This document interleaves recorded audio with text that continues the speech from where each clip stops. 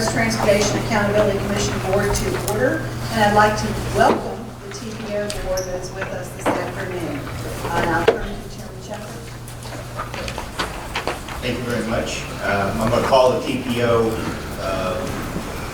to order, and I'll turn it back over to Ms. Johnson. At this time, I would ask for an approval of the agenda for the TAC meeting. Motion for approval. We have a motion and a second. All in favor, say aye. Aye. Anyone opposed? Any abstentions? Okay. I'm going to call for the TPO. I'm going to call for approval of the agenda. Okay, motion. Got a second? Second. Make it all in favor, say aye. Aye. Opposed? None. Okay. This time we'll go to the public comment period for the HRTAC. We have one speaker this afternoon. It is Mark Kudalski. Sir, can you please come forward?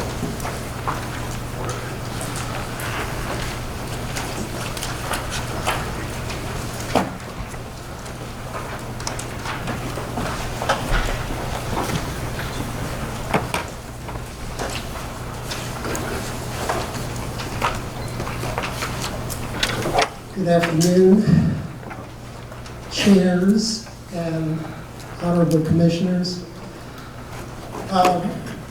You may be aware, or you may not be, that as of tomorrow, there is a week-long activism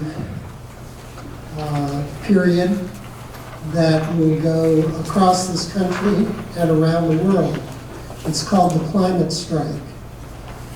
And our young people are in the lead of this, but some of us old-timers feel invested in what they are undertaking.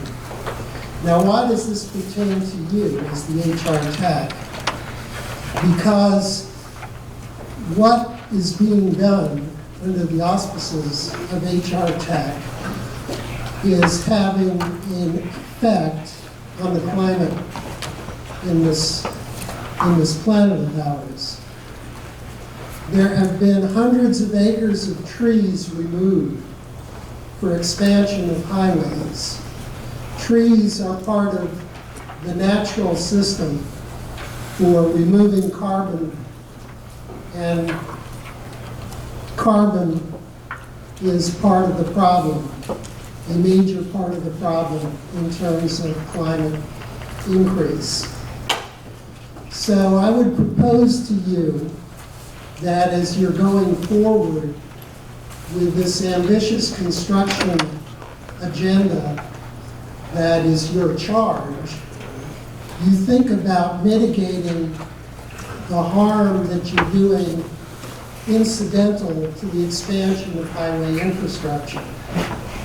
Trees can be planted. There should be thought given to how you can go about systematically replacing what has been removed. Not of course in the locations from which they've been removed, but in adjacent areas and elsewhere within the Commonwealth. Because what we need is to be reducing greenhouse gas emissions, and trees are part of that removal process.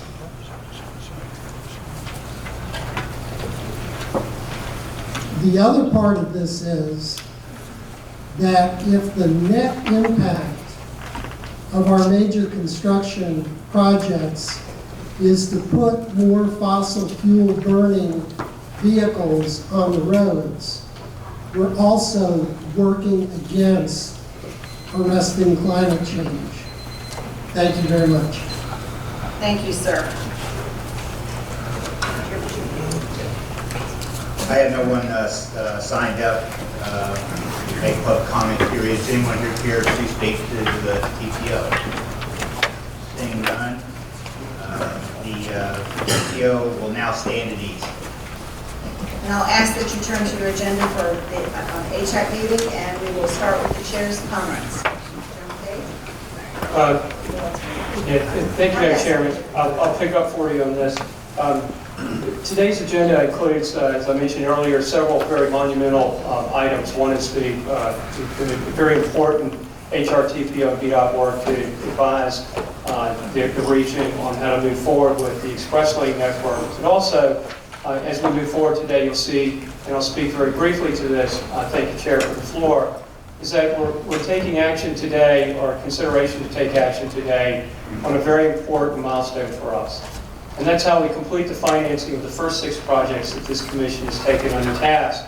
And currently, the remainder of those funds are being supported through PAYGO funds of the Hampton Roads Transportation Fund, and through a bond anticipation note and a TIFIA loan, we're maximizing the opportunity to borrow those funds and reimburse the commission for those costs incurred and paid, and also provide funding moving forward the remainder of what's the total $1 billion project value. As soon as we get behind that, we're going to turn right around. There are going to be some TPO efforts that will have to go before us. And then coming back to you, Madam Chair, at the commission level, HRTAC will then move forward with the execution of its funding plan and the financing for the Hampton Roads Bridge Tunnel project, the largest single asset investment and undertaking in the Commonwealth's history for the Department of Transportation.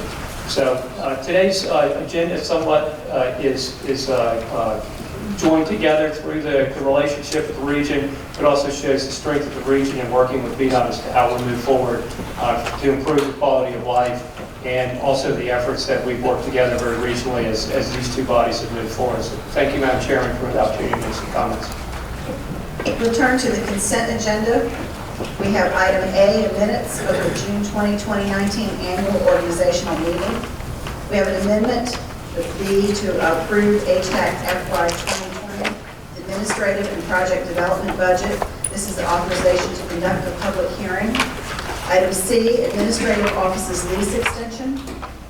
D, amendment to the HRTAC accounting policies and procedures.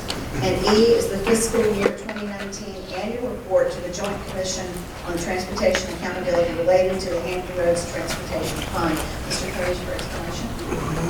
Yes, thank you, Madam Chair. The consent items are before you, and thank you for reading them. Having the briefing memos before you on the consent agenda, Madam Chair, I'll take the floor to ask if there are any items that any members would like to take out of the consent agenda.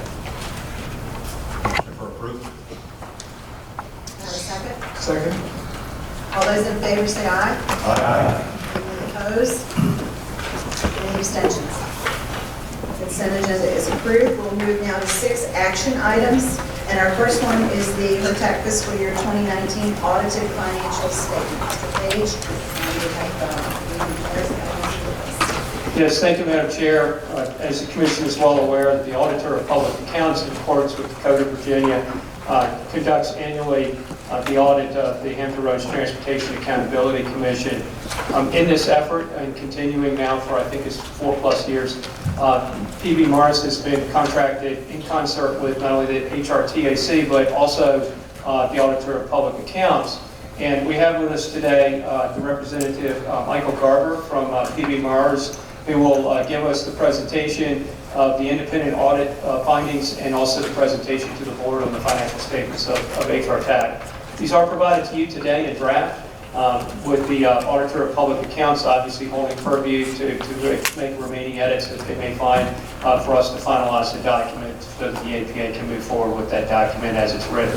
So I'll turn the floor over to Mr. Garber, and please feel free to take the floor and give us your presentation. Great. Thank you, Kevin. Good afternoon, everyone. I hope you can hear me. If you have questions, speak loudly, because I'm having problems hearing with this wonderful cold that I have. So throw something at me or yell, but I'll get you an answer if you have a question or comment. I do want to reiterate what Kevin said, that these are in draft form, and I do apologize that you received them so late. I know you haven't had a chance to look through them as much as you would like to. They are with the Auditor of Public Accounts for review. VDOT, I think, also has a copy for review, and there's still one final review within our internal control quality document with PB Mayors to finish that review. So that's why they are in draft form. We are on schedule to have them issued as they need to be done by the end of September, as required to go to the Auditor of Public Accounts. So we will hopefully finalize these next week, and that's why we're meeting with you today to go over these in draft, because we want to make sure you have had a chance read through them and peruse them and make sure that you're comfortable with us moving ahead and finalizing them next week. With that, I've just got a couple slides I want to go through really quick. You have received, or you will receive, unmodified opinions on the financial statements. Unmodified opinion is the clean opinion, it's the one that you're looking for.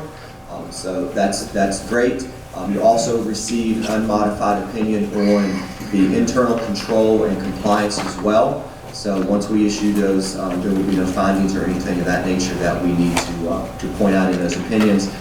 And of course, we have been able to finish them as planned with no significant changes at all to our timing. Just some key audit and accounting issues. There were 3 audit adjustments that we did make this year. One had to do with amortizing the premium on the bonds from 2018. The second entry had to do with just recording some interest income and interest expense in the debt service fund. The debt service fund is a new fund this year that was established to account for the interest expense, and so there was a different type of transaction there this year that you haven't had in the past, and so we worked through with management to get those amounts reported correctly. And then everybody's favorite, their VRS and OPEB and things of that nature, that all the localities get to report at the end of the year, and there's no difference here. We do have, actually, we have a VRS asset to report on the books versus a liability, so as long as these markets continue to be strong, hopefully that will maintain that way. There are also sometimes you can have adjustments that the auditors would propose, and depending on the size or the type of the adjustment, management does sometimes have that ability to say, no, Mike, we're not going to make that adjustment. There were none of those. I think it's always important to point out that if there were adjustments that we proposed, they didn't make them, and there were none of those. And then there were just some standard reclassifications and things of that nature to get the financial statements in the order that they need to be presented in. Just some other real quickly required communications. Disagreements with management. I think the column on the right is really the one you want to focus on. There were none. To our knowledge, they did not consult any other accountants on issues that may have been up for debate or discussion.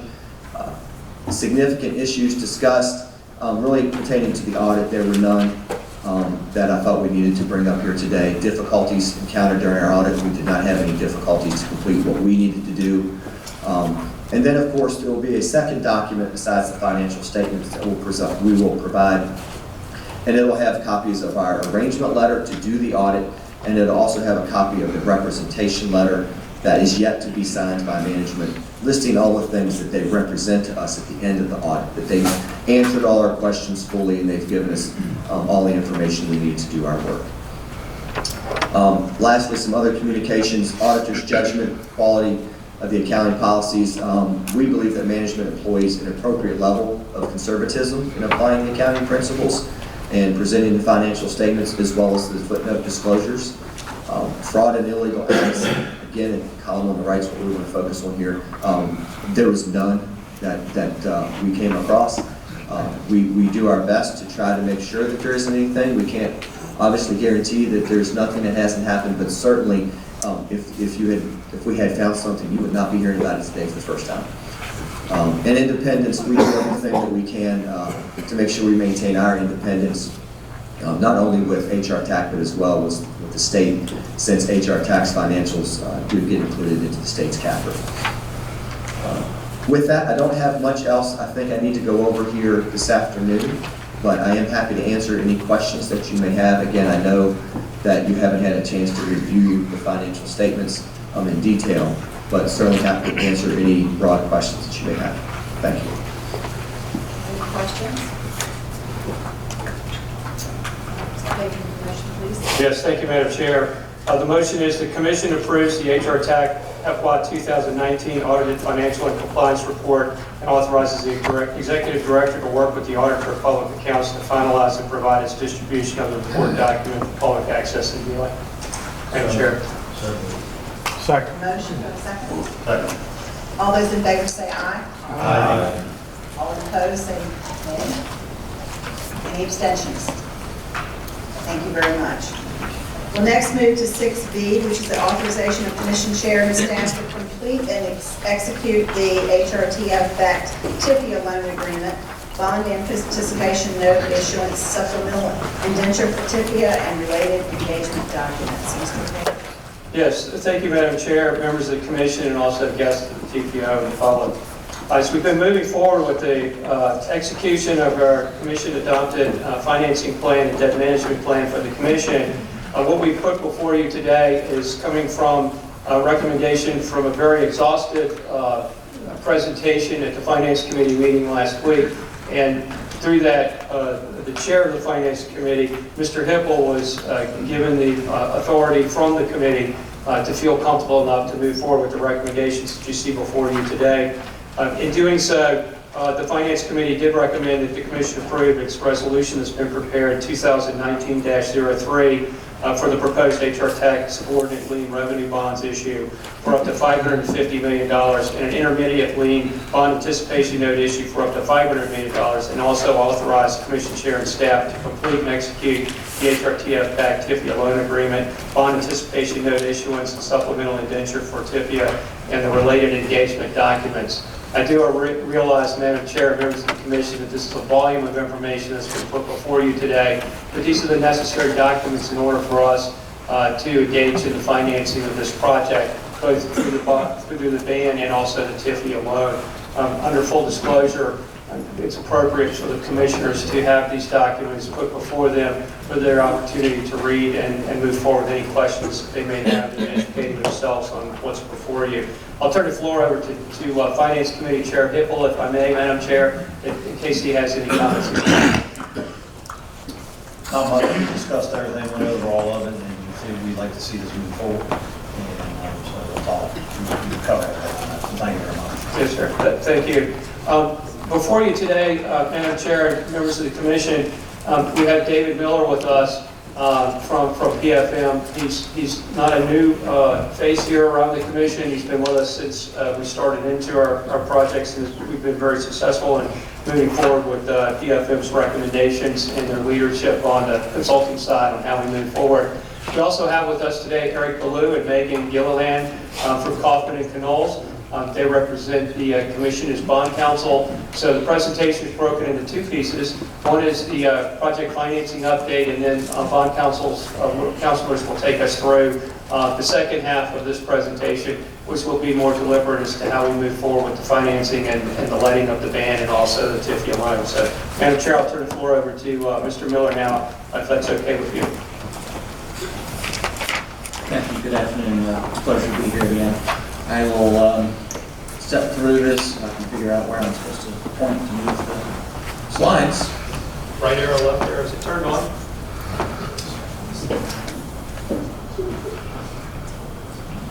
I'm not a finance person, I'm a technology.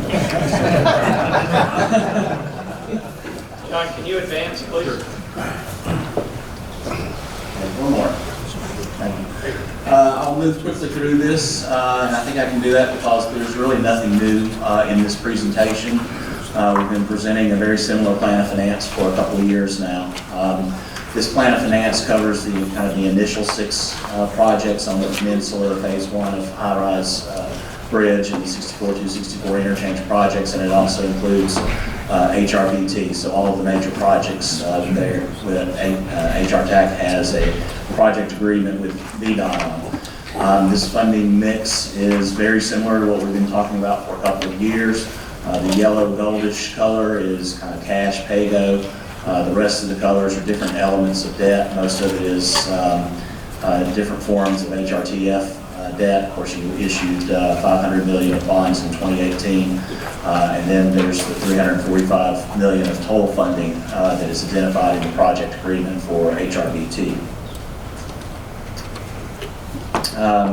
So when we, assuming you approve, and we do the bans and the TIFIA loan that are the subject of approval for today, we will have the first 6 projects funded by the 2018 A bonds as well as the financing we're talking about today. The status of the 2 loans of pieces of this related financing. The TIFIA loan we have been working on for a year or more. It's a slow process, as we know. TIFIA is a loan from the U.S. Department of Transportation. We have made substantial progress. They have approved the credit. They have invited us to submit an application, which we have done. We are currently negotiating the loan agreement. There's no holdups in that agreement that would cause us not to move forward. We're just kind of crossing the T's and dotting the I's on the last couple of terms. So we're hopeful that we will be approved next week by TIFIA. And that would allow us to go forward with marketing the bond anticipation notes. We have, using the pool of underwriters you chose in 2018 for those bonds, we have selected a senior manager and 2 co-managers for the band offering. We've engaged with the credit rating agencies. They've rated you before, so there's no surprises there, but we do need to get updated ratings for both the TIFIA loan and the bands. And we will expect to sell the bands in mid-October and simultaneously close the bands and the TIFIA loan in late October. We have a complete set of documents that are in front of you in bond counsel in a few minutes. We'll review some of those documents. Next slide, please. Just current market conditions, and the market is moving quickly. I'm sure you're very much aware. We prepared this about a week before the Finance Committee. You can see the indicative interest rates as of September 3rd, and unfortunately rates have moved up some since then. On a relative level, interest rates are still very, very low, but they have moved up in the past couple of weeks. The reason, in a nutshell, why we are selling the bands, and then we're going to use band proceeds for construction, and then we'll retire the band with the TIFIA loan, is just in the box on the right-hand side. Short-term bond anticipation note yields are substantially below the long-term TIFIA rates. The TIFIA rate is a very attractive rate for long-term financing, but we're essentially using the band as a construction loan. At the end of construction, we'll do a single draw from the USDOT on the TIFIA loan to pay off the band. And next slide, please. We expect at least, I'd say, $7 or $8 million of economic benefit from doing that. So it's just efficiency added to the overall plan of finance. Next slide. This is the sources and uses. You probably don't really want all of this detail, but just in the interest of full disclosure, see the par amount of the band on the left side, $440 million. That's what you would be authorizing us to issue, and that will complete the funding needed for this initial set of projects that are already under construction, excluding HRBT, the first 6 projects. You can see with a little green arrow that the band at maturity will be taken out by a draw on the TIFIA loan. The amount of the TIFIA loan that we're allowed to borrow is greater than the par amount of bands, and so the rest of that TIFIA loan reimbursement will be general funds of HR TAC that you can apply to any project, and we'll just roll that right into the plan of finance for HRBT. Here's our schedule. Again, assuming approval today, we expect credit ratings next week. We are hopeful and expecting the final TIFIA approval next week, and that will allow us to post a disclosure document, the preliminary official statement, and to begin to market to investors. We might go a week or so slower than this schedule, but we're hopeful that by the end of October we'll have the bands closed and the TIFIA loan closed, and first 6 projects will be funded, and we'll move our attention to HRBT. Next slide, please. I was asked just to kind of put together a comprehensive snapshot. I hope this isn't too complicated. Just a snapshot of the overall financing and the timing. You see the calendar years across the middle. Everything to the top of that is the funding for the initial 6 projects. So if you look above calendar year 2019, if we close the TIFIA loan and issue the bands, we'll be finished with the first 6 projects. Everything below the calendar bar is HRBT. You're not approving anything on that today. We had a thorough discussion with the Finance Committee, and we'll continue to watch the market and come forward. But tentatively, we are thinking we will begin to pursue another TIFIA loan very soon for HRBT, and potentially in the first half of calendar year 2020, come back to you for authorization for more HRTF bonds to continue funding HRBT.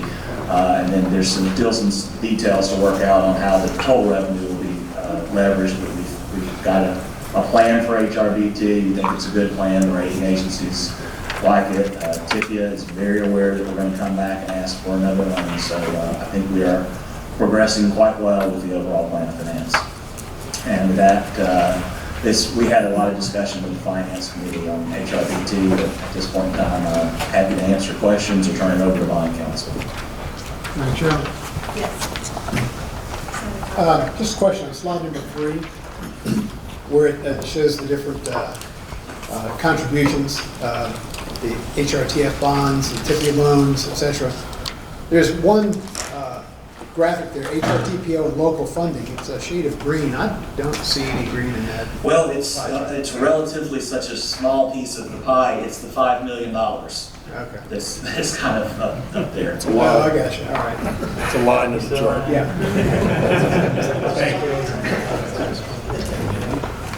Any other questions?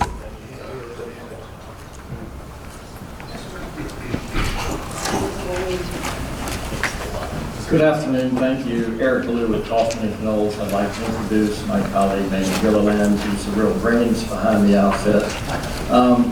So let's see if we could advance the slide a couple more. I think that's advance mechanism. One more, please. There we go. So the commission action today will be embodied in the resolution that you'll be asked to approve shortly. HR Tax Resolution 2019-03, it's in your materials. It will do 4 principal things. It will approve the form of the bond anticipation note or band documents. We'll sort of go to the next slide after that. It will approve the form of the TIFIA loan documents. And it will delegate to the executive director the authority to approve the final bond terms subject to the parameters, maximum principal amount, maximum interest rate, maximum maturity, and things of that nature, much as was done when the commission issued its first series of bonds in February of 2018. And then the final one, it will appoint the engagement of the underwriters for the bands.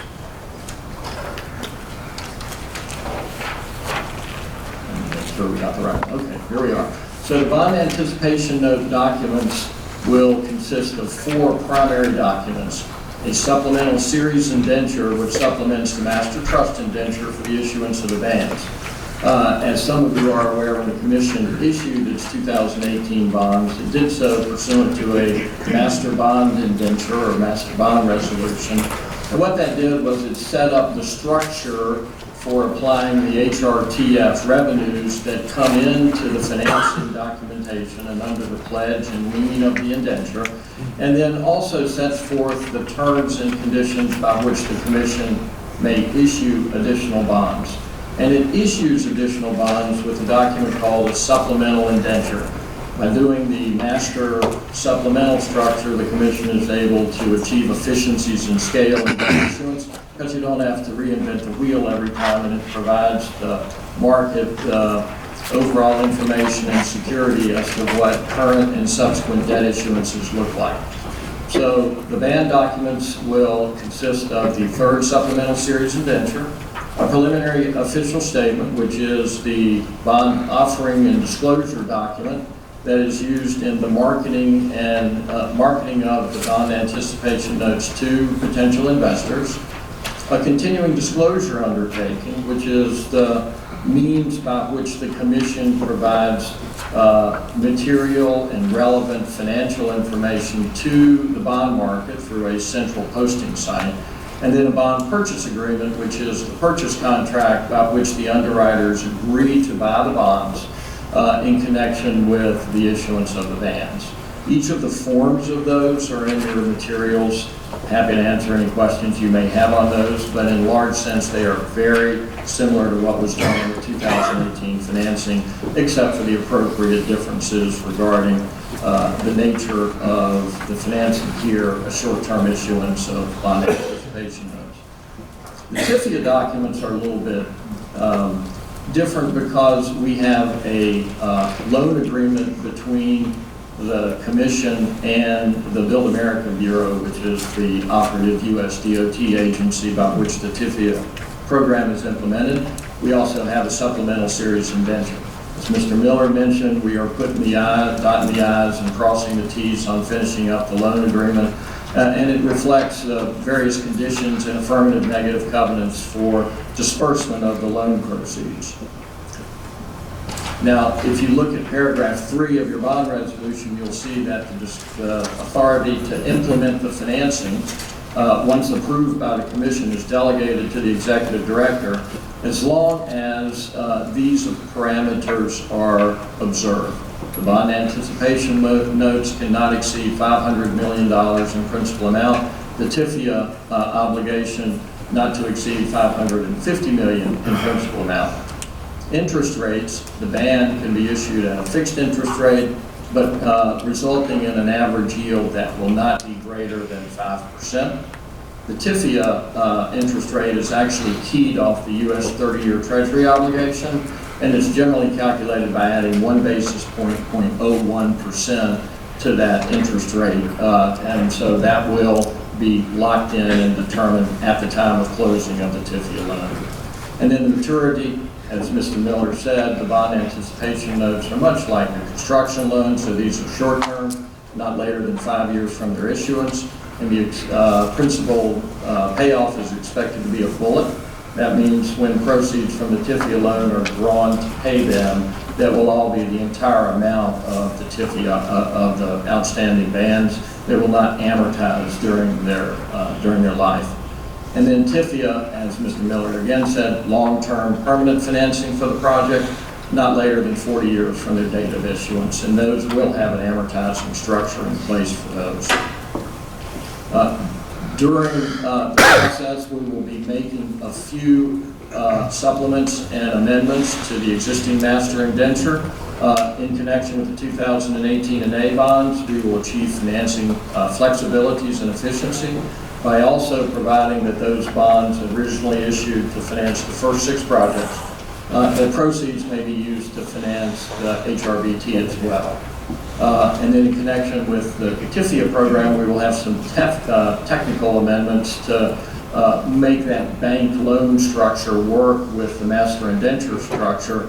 And then one of the requirements of the TIFIA loan is that if HR TAC and VDOT are no longer pursuing transportation improvement projects in Planning District 23, that 50% of excess revenues, which would be remaining at the bottom of the funds flow. The funds flow looks like this. Dollars go in the top in the revenue fund, and then they're used to pay debt service, fund the commission's operating accounts, and then after all obligations are paid, there's a general fund used to finance projects on a pay-go.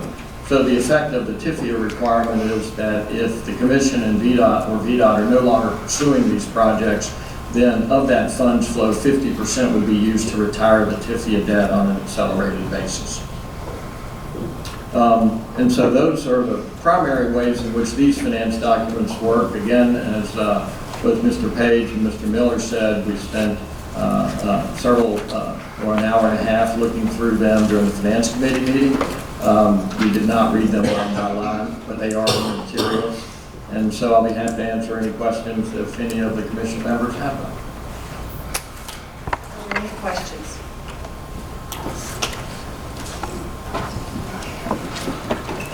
If Mr. Page, I'm happy to read the resolution, not the entire 7-page resolution, but if that's the desire. But I'll be happy to read the form of motion that would be made by the commission. Okay. The Commission adopts Resolution 2019-03, authorizing the issuance of HR tax subordinate lien revenue bonds for up to $550 million, and intermediate lien bond anticipation notes for up to $500 million, and authorizes the Commission Chair and staff to complete and execute the HRTF-backed TIFIA loan agreement, bond anticipation note or ban issuance, supplemental indenture for TIFIA, and related engagement documents.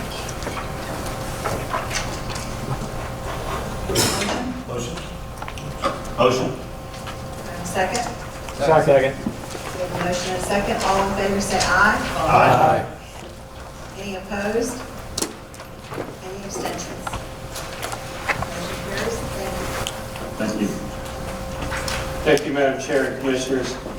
As we move forward to agenda item 7, the information items of the Commission, the HR TAC monthly financial report, the initial printing included the May statement, and we had the June statement, which was produced, hot off the press for you yesterday afternoon when the final financial statements came in for us to rely upon to make that report. I will make this representation, if it's okay, Finance Committee Chair Hippel, with you, to carry forward that. Right now, the total bank balance we have for all banks as of 7/31 of 19 was $1,075,087,902.58. That's the update that I would like to make as well. Moving forward, that Chair Hippel, did you have any other comments you would like to make, sir? Yes, I did. I want to thank our Finance Committee and all the work that they put in. I've got a lot of great knowledge in that group, and this group will be very proud of the work they do. We added a new member, Senator Mason. Welcome. And I forgot to welcome you at the last meeting when you were in here. Sorry about that. But he's our new member, so we can give him a round of applause for helping us.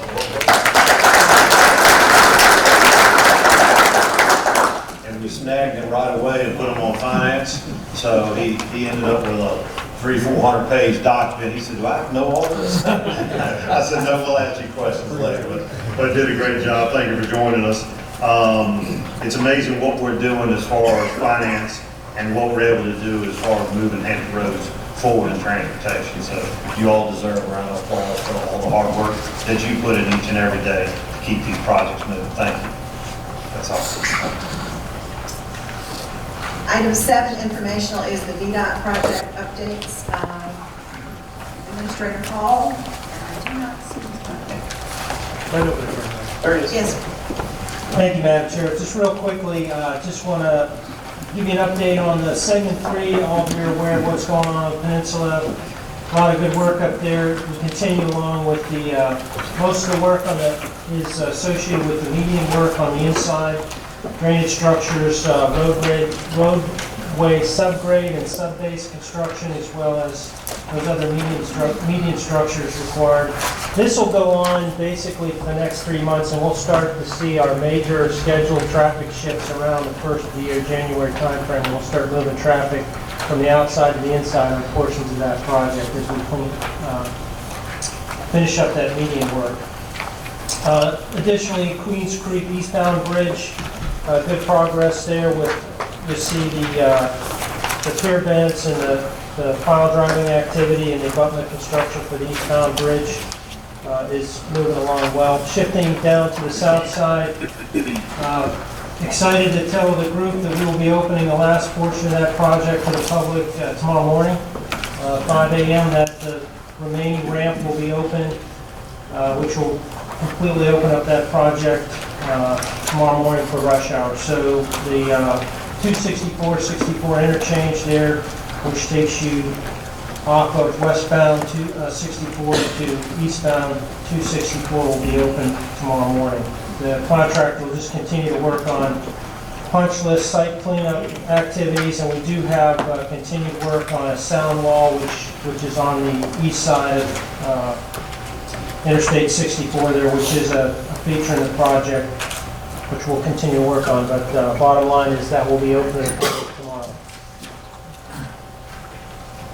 Moving along on 264, our phase 2 work there, pier construction and the approaches on the Cleveland Street side of the flyover there, which is on the north side of 264. Come along, you see that, those piers being set in and coming towards the interstate, as well as working from the south side. The ramp construction continues, so we're slowly moving towards bringing that bridge across 264, and we'll start to see some of that work appearing in the February-March timeframe. We start working in the median to bring that flyover across, connecting basically Greenwich with Cleveland.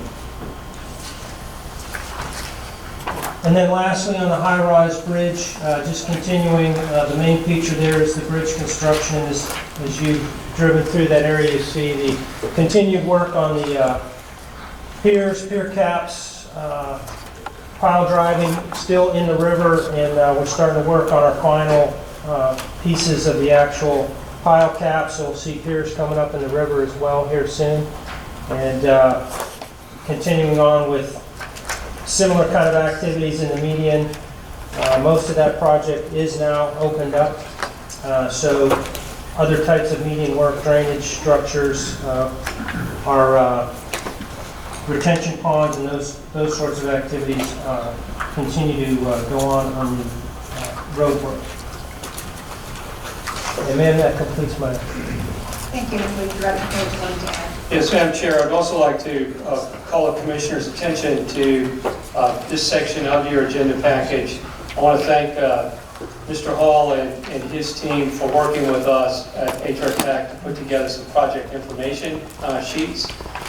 You'll find in there a two-pager, it's kind of buried in this document here, of the first 6 projects. And I want to call your attention here because I think the region should be very proud of this, is that there's 196 aggregate lane miles under construction or rehabilitation as part of the first 6 projects, which you just concluded the financing package for. 905 aggregate workers a day have worked on these first 6 projects. The Hampton Roads Bridge Tunnel project will create 28,000 jobs. So I think the region should be very proud of itself. In this day and economy, it's a very sustainable, although construction jobs, it's very sustainable to say that we're a large contributor to the workforce and that ability here in the region. So, Madam Chair, I just wanted to point that out, if I may, as an item for your attention. Thank you very much. And our last informational item is, if you will notice, that the next regular meeting will occur on October 17th, 2019 at 9 a.m. right here in this room. Yes, Madam Chair, if I could just interrupt, thank you. The reason for this is in case we do have some challenges as we work through the ban and the TIFIA documents, the finalization of those, so we don't have to wait until December. This is the morning of the HR TPO meeting, and I want to thank Chair Shepard and others on his staff that are working with us on this. I recommended this to the chair to have a placeholder so that you all, most of you were on your way to the regional building. And Chair Johnson, I'll work with you in case we have to cancel that meeting. We'll have certainly ample time to do that, but it might be better for us to have it on the agenda and noted on your schedules than not. Thank you. Thank you very much. At this time, the HRTAC board will stand at ease. Chairman Shepard. Okay, thank you. I'll call the TPO back to order, and then we'll go to action items. Bob? Yes, including your agenda package under item number 4 are our consent agenda items for the TPO's consideration. The first item is an administrative modification to our work program. The remaining 3 items are amendments to our Transportation Improvement Program, or our TIP, that are required to make certain some important projects proceed on schedule. This month, all of those projects fall in Virginia Beach. They involve the Cleveland Street project, they involve the Holland Road widening project, and also action to make certain the Indian River Kempsville Road project proceeds on schedule. Mr. Shepard, Mr. Chairman, I would recommend that the TPO consider approval of that consent agenda. Okay, do I hear a motion? Second. Okay. The motion is second. All in favor, say aye. Aye. Opposed? Okay. And with that, I will turn it back over to Mayor Johnson. At this time, the HRTAC board will be called back to order, and we will turn it over to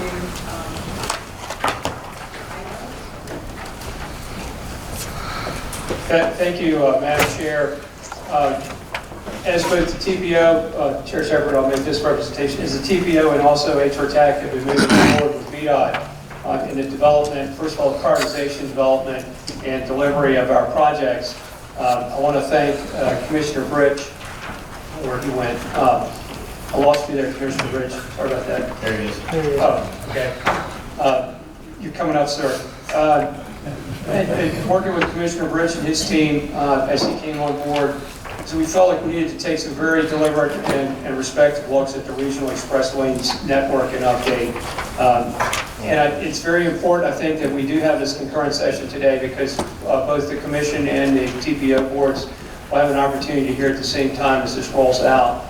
I want to just kind of bring the commissioners of HR TAC to their attention that there was a master tolling agreement term sheet which was negotiated between the staffs of VDOT and HR TAC, and the development under, at that time, Chair Hippel's direction as chair of HR TAC last year, as to how we move forward with the execution of the funding agreement for the Hampton Roads Bridge Tunnel, and then also the respective treatment as to how we would deal with the toll revenues.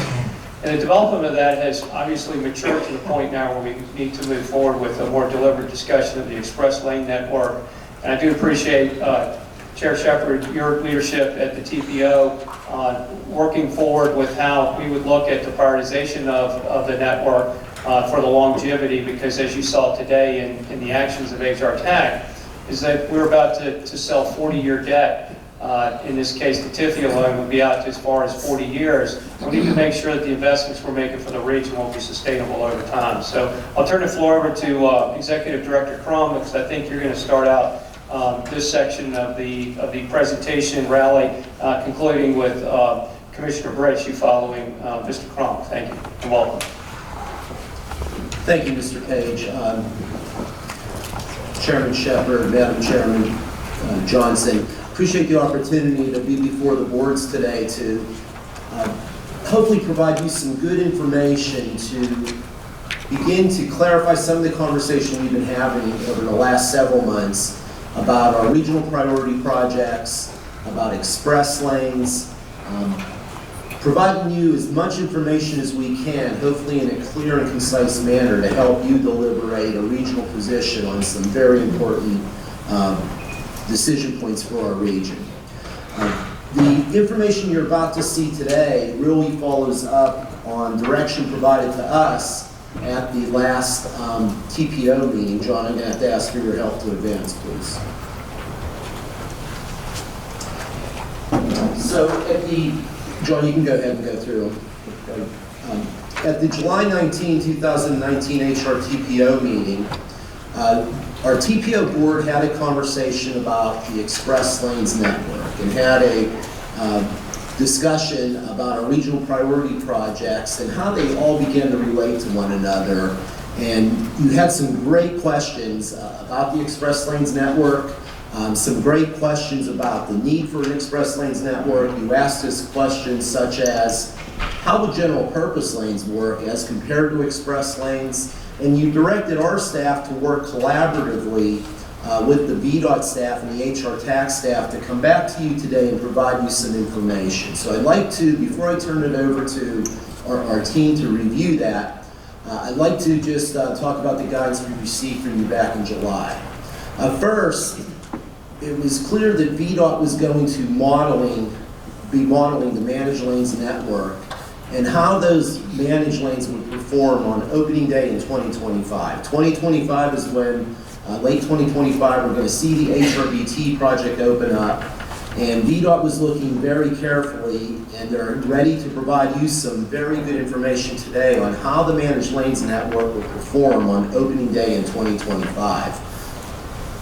In addition, our staff came to you and said we would be willing to do the work to look longer term. Obviously, you're making a generational investment here, right? $3.8 billion on the largest project in the history of Virginia. As Mr. Page just outlined for you, a portfolio of over $5 billion.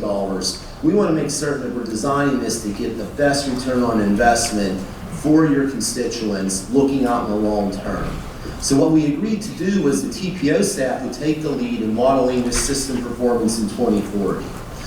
You're going to see the growth that we expect in the transportation network between now and 2040, what that's going to mean in terms of additional traffic. You're going to see information about how general purpose lanes would look if we went all general purpose lanes in 2040. And then we're going to show you how a managed lane network would work in the year 2040. We received very clear direction from you that you wanted this to be coordinated, and we worked very closely on a weekly basis, I dare say on a daily basis, with VDOT, TPO, HR TAC staffs to produce the information we're going to share with you today. And I just want to take a moment, I want to thank Commissioner Bridge, Deputy Secretary Donahue, the entire VDOT team, Deputy Administrator Hall, they have made themselves available at request. We have worked very, very closely on the information we have here today. It's certainly been a collaborative, cooperative effort. We also discussed at that July meeting that if you started the entry point for the express lanes too close to that LaSalle Settlers Landing area, Mayor Tuck, we led that discussion. We thank you for bringing up those points. But if you started that entry point too close, the information at that point was shown we were going to see a lot of congestion at that point as you started to get traffic prepared to start entering into the Hampton Roads Bridge Tunnel. So your direction to us in July was, well, go ahead and look further west and show us what would happen if we put the entry point for the managed lanes westward at Mercury or further west if you needed to. And we're going to show you those results today. And then the other really significant point was the impact on local streets. We're going to show you some information today on how these scenarios impact, potentially impact local roadways in the city of Hampton. So this is the background information that we discussed in July. I'm going to ask Mike Kimball to come up. He's going to lead you through a series of slides that hopefully gives you some good, clear background information that prepares you for a good conversation on these issues. Mike? Thank you, Bob. Before I start, I really wanted to acknowledge the HRTPO project team on this effort. It's all made up of all of our principal level engineers and planners, Mr. Dale Stiff, Mr. Pete Nichols, and Dr. Rob Case. First off, to make sure we're all on the same page with what we're talking about, what are managed lanes? Well, managed lanes are traffic lanes in which specific strategies are applied, and they're changed and managed based on changing conditions. Some managed lanes in some areas of the country are set aside for trucks. You just have trucks in those lanes. You can have managed lanes that are strictly for transit. In Hampton Roads, we have two types of managed lanes. One is an HOV lane, and the other is what we've been talking about more recently, hot lanes. With an HOV lane in Hampton Roads, it's HOV2, which means that you have to have at least two people in the vehicle in order to use the lane. It's free to use the lane, but you have to have at least two people in the vehicle in order to use it. When you go to a hot lane concept, for HOVs, it's the same thing. As long as you have two people in the vehicle, it's still a free ride. But it also adds the option that if you're not an HOV vehicle, you can use the lane as long as you pay a toll. And that toll is adjusted depending on how much that lane is being used. When that lane starts getting a little congested and speed starts slowing down a little bit in that lane, they adjust the toll upwards so fewer people will use it. And vice versa, they can bring it back down if it's empty in that lane. So it really just adds an extra option over a standard HOV lane. And as you can see in our picture, we kind of depict you get a little bit more usage in the hot lane versus the HOV lane because you reduce the restrictions on who can actually use it. Keep in mind also that on both of these lanes, HOV or hot lanes, they are open to be used by transit vehicles. So that helps make a more reliable trip for our transit system as well. Now, Bob mentioned we were looking at two different situations for 2040 traffic conditions. One was the baseline. And before I get into that too far, I wanted to just orient you to our map in case you're not familiar with both sides of the water. Up here, we started, we have the Kiln Creek area that's up just around I-64 and Jefferson Avenue. We come down along 64 through Newport News and Hampton, past the Hampton Coliseum area, right across the HRBT, which is right in here. Over into Norfolk, past 564, the naval base will be right up in this area. We come on down 64 through Norfolk and into Virginia Beach for a short piece. This is the I-64, 264 interchange here. We come on down into Virginia Beach and into Chesapeake, to the Greenbrier area where you're located right now.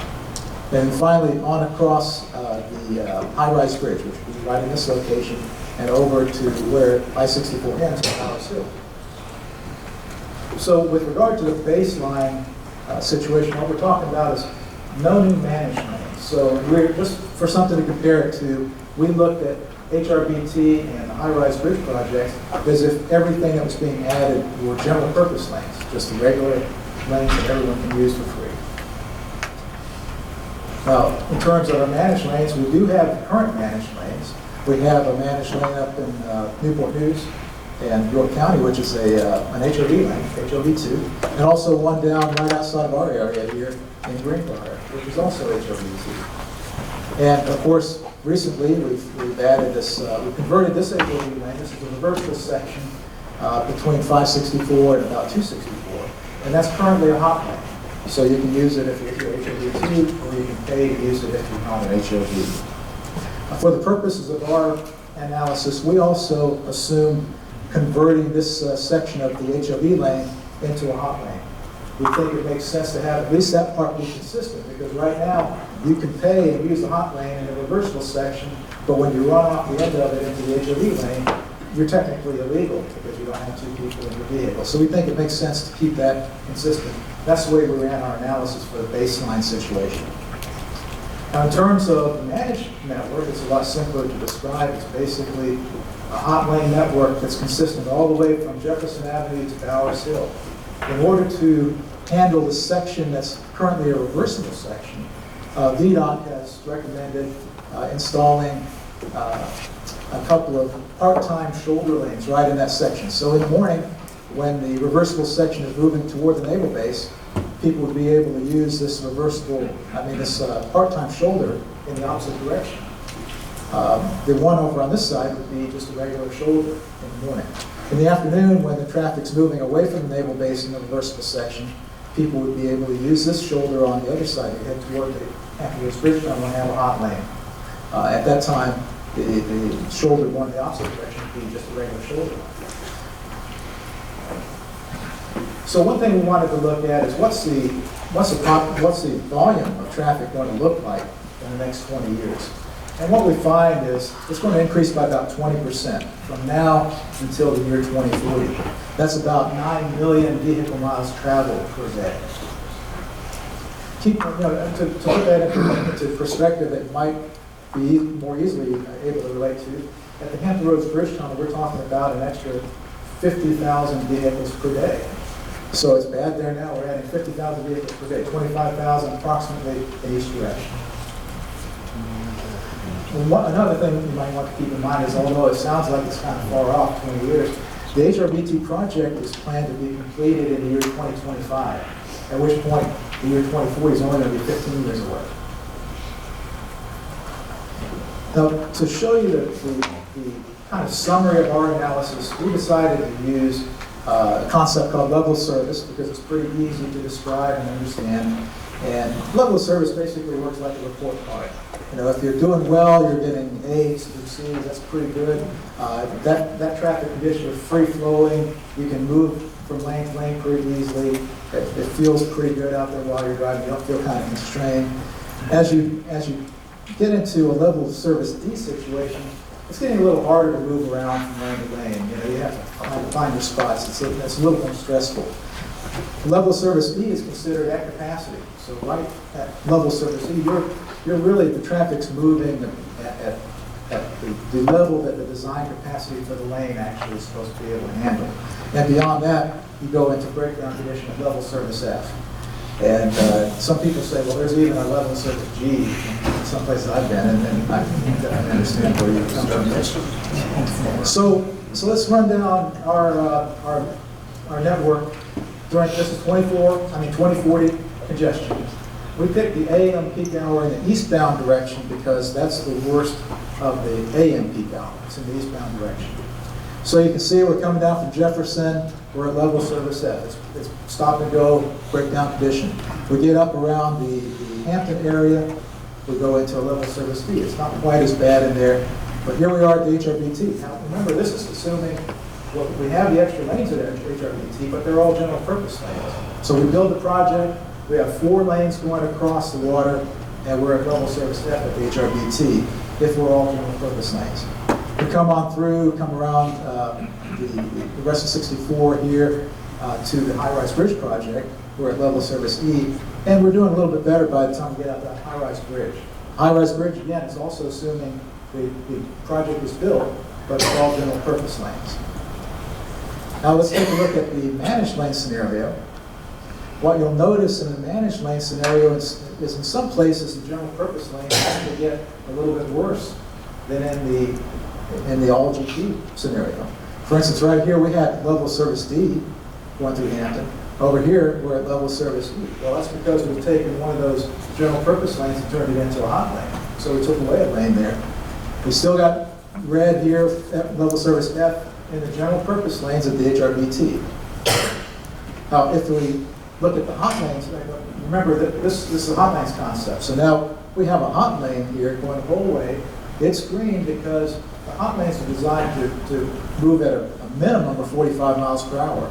And that's controlled again by where you set the toll rate for using the hot lane. So we can make that work at least 45 miles an hour and provide a reliable trip.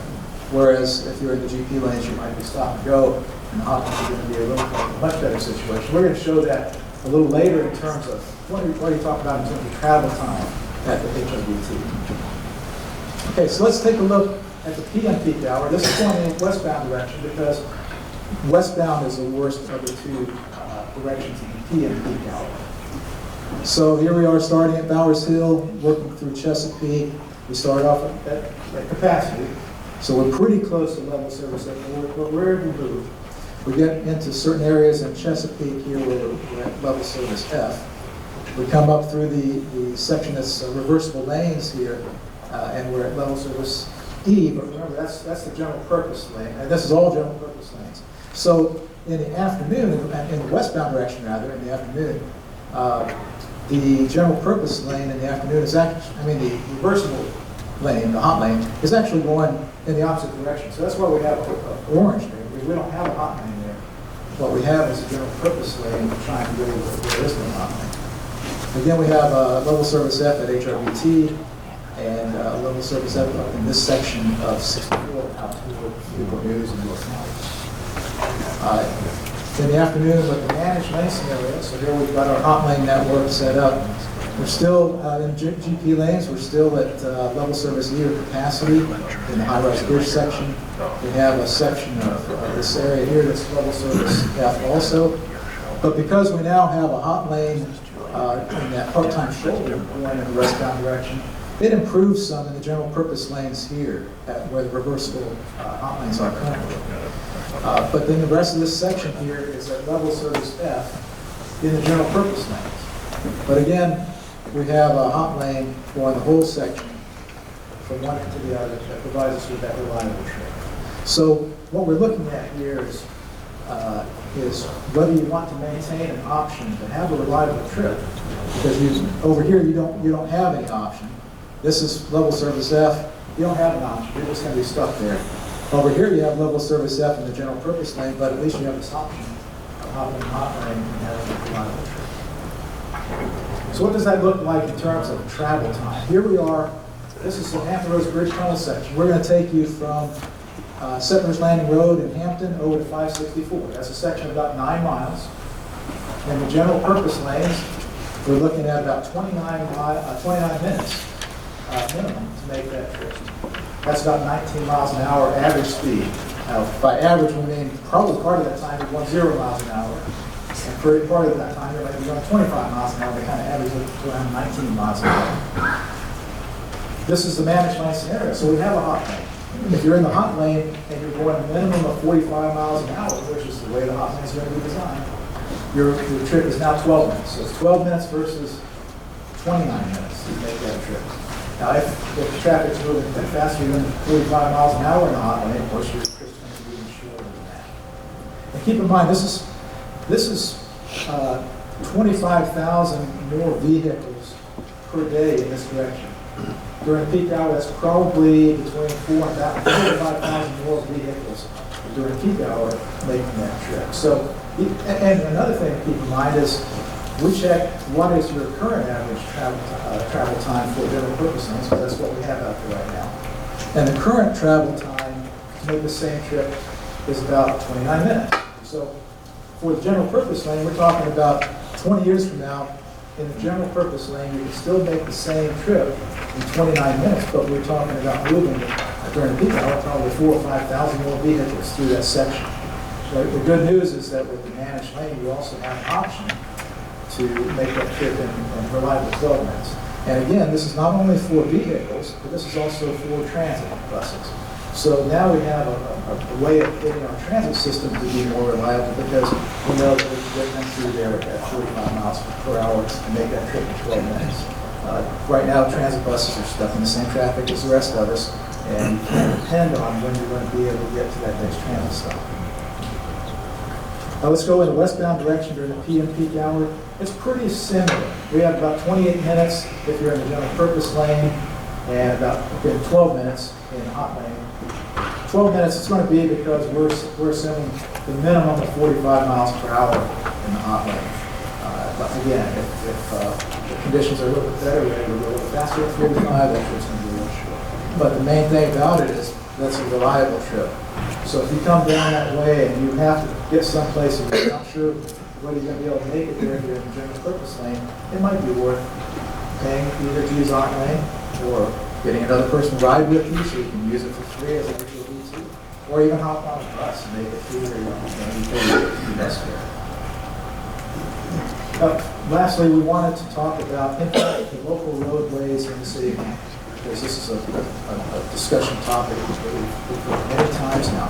So what we did was we looked at four different segments here, or locations in Hampton, right up here at the bridges on Berkeley Boulevard, down here at Woodland Road just before you hit the interstate, right down here at Settlers Landing, Melody.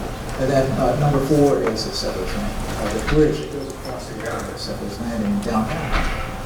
And if you look at the table, what you'll see is between the baseline situation and the managed lane situation, there's not a whole lot of difference in those two. In fact, sometimes it's a little bit better with the managed lane scenario, sometimes it's a little bit better with the general purpose.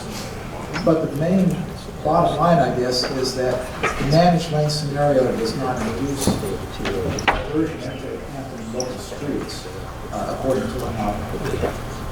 So, just to summarize some key takeaways from our 2040 analysis, the baseline scenario where we have all general purpose lanes at the HRVT and at the high-rise bridge showed severe congestion by the year 2040. And it could be a little earlier than that. We only looked at 2040. Managed lanes, where we have the Hot 2 network, provides a reliable trip for HOV2, for single occupant vehicles that are willing to pay the toll, and for transit vehicles.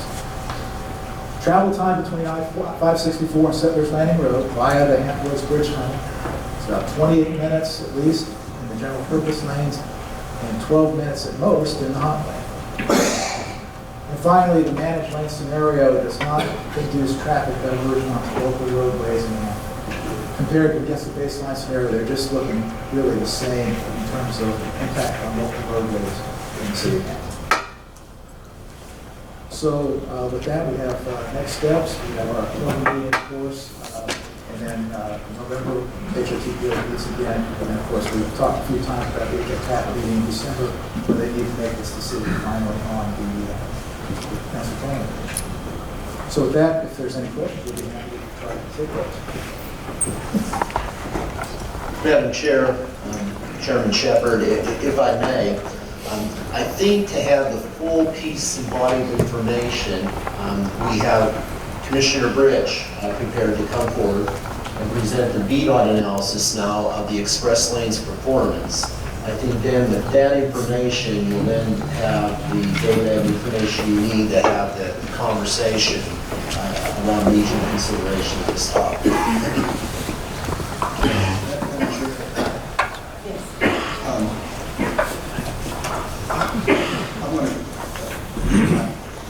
Question, but I'll make an introduction because the chip has not been formally introduced before we ask a question. I want to present your all new Chip Filer, Office of the City Manager.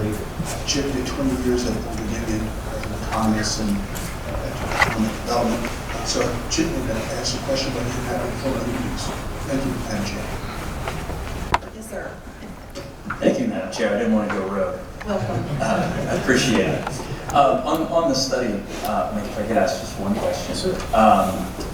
So in terms of forecasting forward, you're forecasting the additional cars simply as the expected growth in the cars, but are we taking into account any concept of this as a unique, discrete event, and the idea that this may generate on its own additional demand because it's just such a great highway construction project that people are going to make different residential decisions and so on? Or are we only thinking about the additional cars by 2040 being the plus 20%? The second one, yeah. What we did was look at we used the 2040 traffic information, and it's based on the 2040 population growth and the 2040 employment growth. So we wanted to use consistency with our modeling, and we did it that way. So exactly. If I may, Mayor Alexander, thank you very much for bringing that up, and Dr. Feiler, welcome to our board and our CEO committee. I'd be remiss not to also introduce the acting City of Virginia Beach Chief Administrative Officer as well, Mr. Tom Leahy, who you work with Dr. Feiler a lot and is rolling over to you. Mr. Leahy on a number of public works and utility projects in his former role as Deputy CAO. So, Mr. Leahy, welcome. Thank you.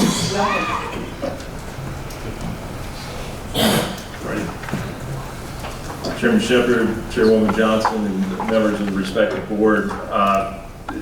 Very similar opening as Mr. Crum had indicated. Back in the June-July timeframe to the respective HRTPO and HR TAC boards, we had presented, or I had presented back to you, our preliminary findings of a regional express network. At that point in time, we were talking about now needing to link the multitude of projects that we have throughout the region and look at this much more as a system. And at that point in time, what I'd say is that we had identified 5 hotspot locations throughout the network that were still needing further analysis to be able to look at how do we fix or correct those items. So back at the July HRTPO meeting, I said that we were going to take the next 45 days from that TPO meeting through the August time frame and leading into today's presentation to look at several alternatives to the network. And I'll be working through some of those, or talking through the entire network that we are proposing. And it really allowed us to look at those alternatives and take your input and ideas and create a truly regional network.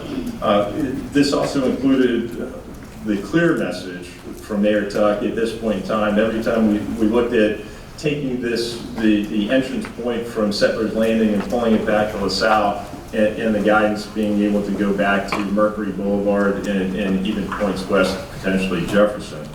As Mr. Kimbrell said, and Mr. Crum had said, this has been a very collaborative effort over the last 45 to 60 days, and underscoring that, yes, I think we have been in contact almost every single day concerning this network and the analyses, and so we're certainly in lockstep in the assumptions that we're using, the modeling effects, just to be able to make sure that we are giving you a direct comparison, an apples-to-apples comparison in everything that we show. While our presentation is going to be focused primarily on the opening day, that's where we started in 2025 analyses, the region has presented what's going to occur in the 2040 network. So for today's picture, this is our proposed agenda, certainly sharing with you our scenario, our proposed scenario for the entire network, and how that network is going to perform during the peak periods, the AM peak and the PM peaks. As I did say, that I do want to walk you through our findings in specific to those 5 hotspot locations that we had identified back in June-July timeframe, and show you how this proposed network has really, what I'll say, radically changed those outcomes. And then the proposed next steps as we lead into the October timeframe.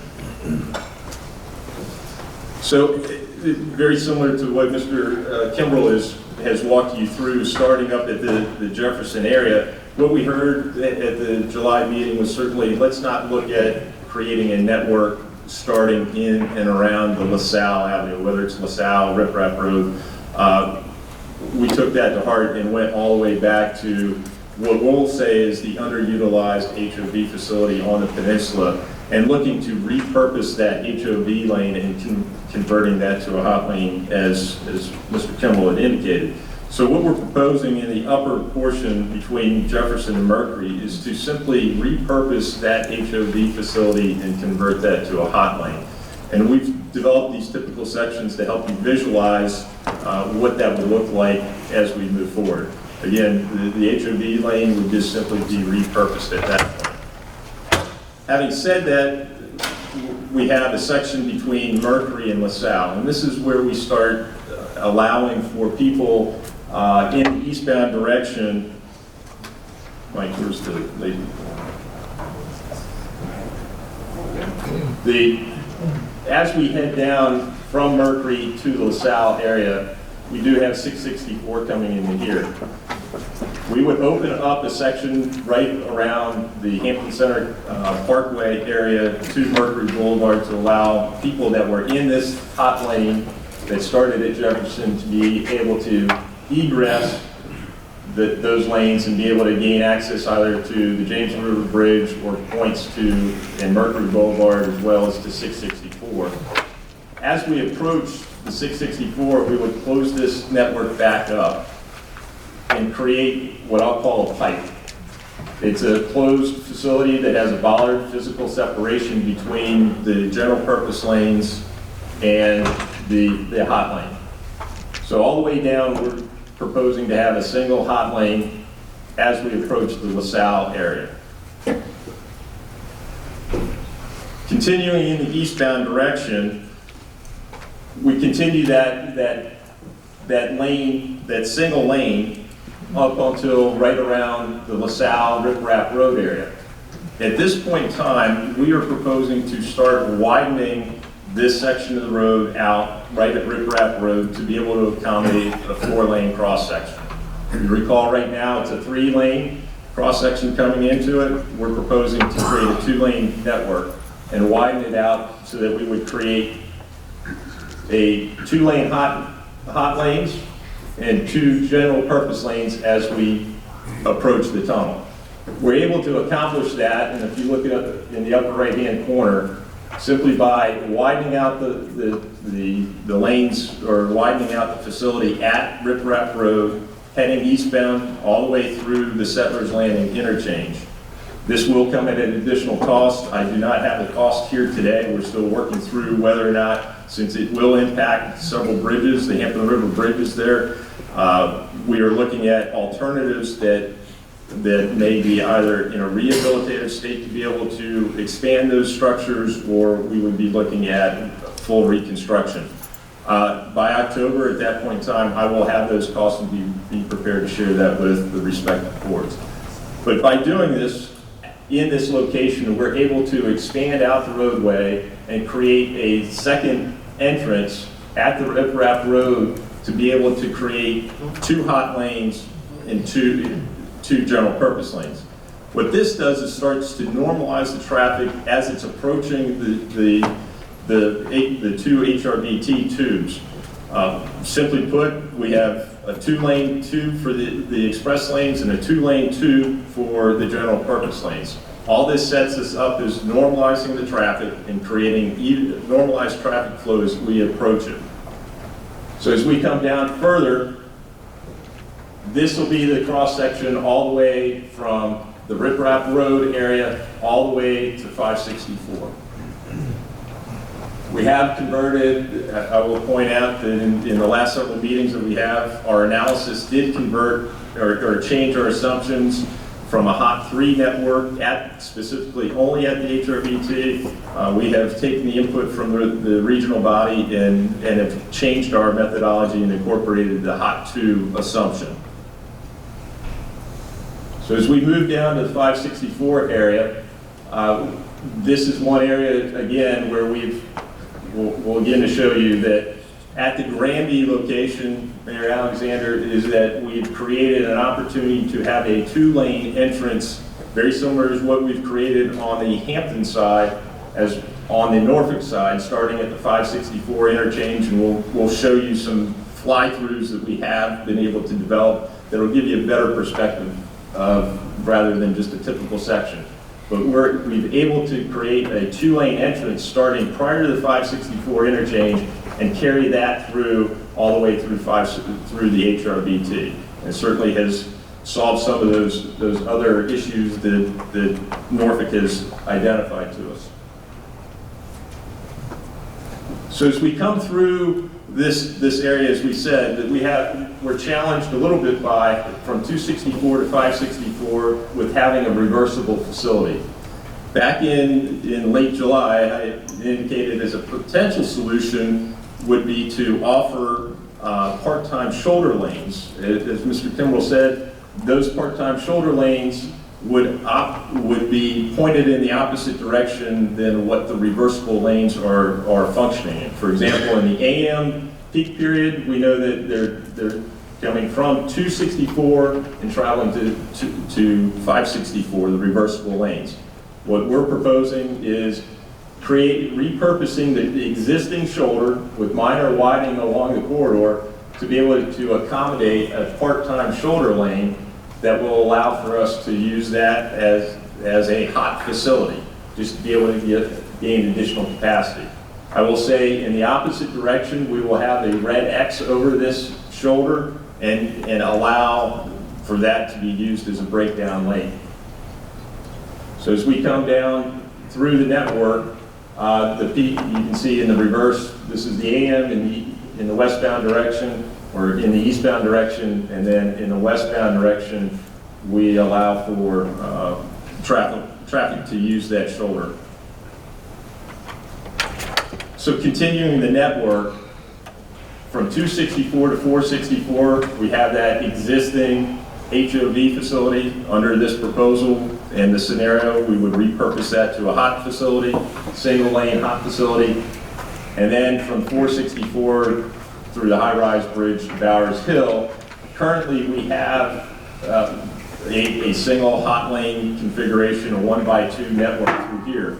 Now, I will say that as we've gone through this with analyzing the regional analysis, I do think that this is an opportunity for the two bodies to allow us to take another look at this and prepare ourselves for high-rise bridge phase 2. We recognize that the high-rise bridge right now is under construction. And this may be the opportunity at a reasonable cost to be able to work with the contractor to be able to change the slope of our pavements in this area, which are very wide shoulders, which are meant to accommodate another part-time shoulder lane.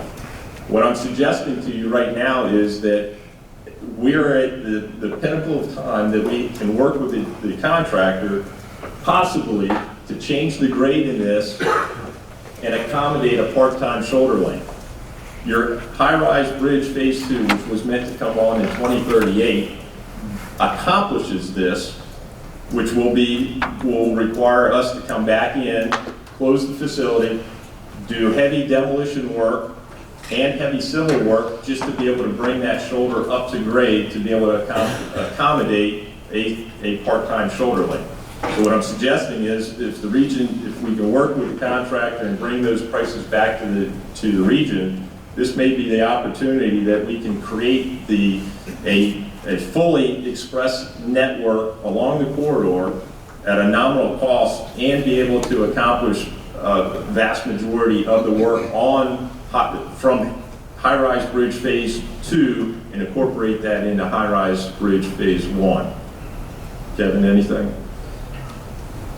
Yeah, thank you, Madam Chair. If I can kind of build on that, since this is a project that's under agreement with HR TAC, so I might remind the commissioners that high-rise bridge phase 2 is a $1.7 billion project to come online in the latter part of our long-range funding plan.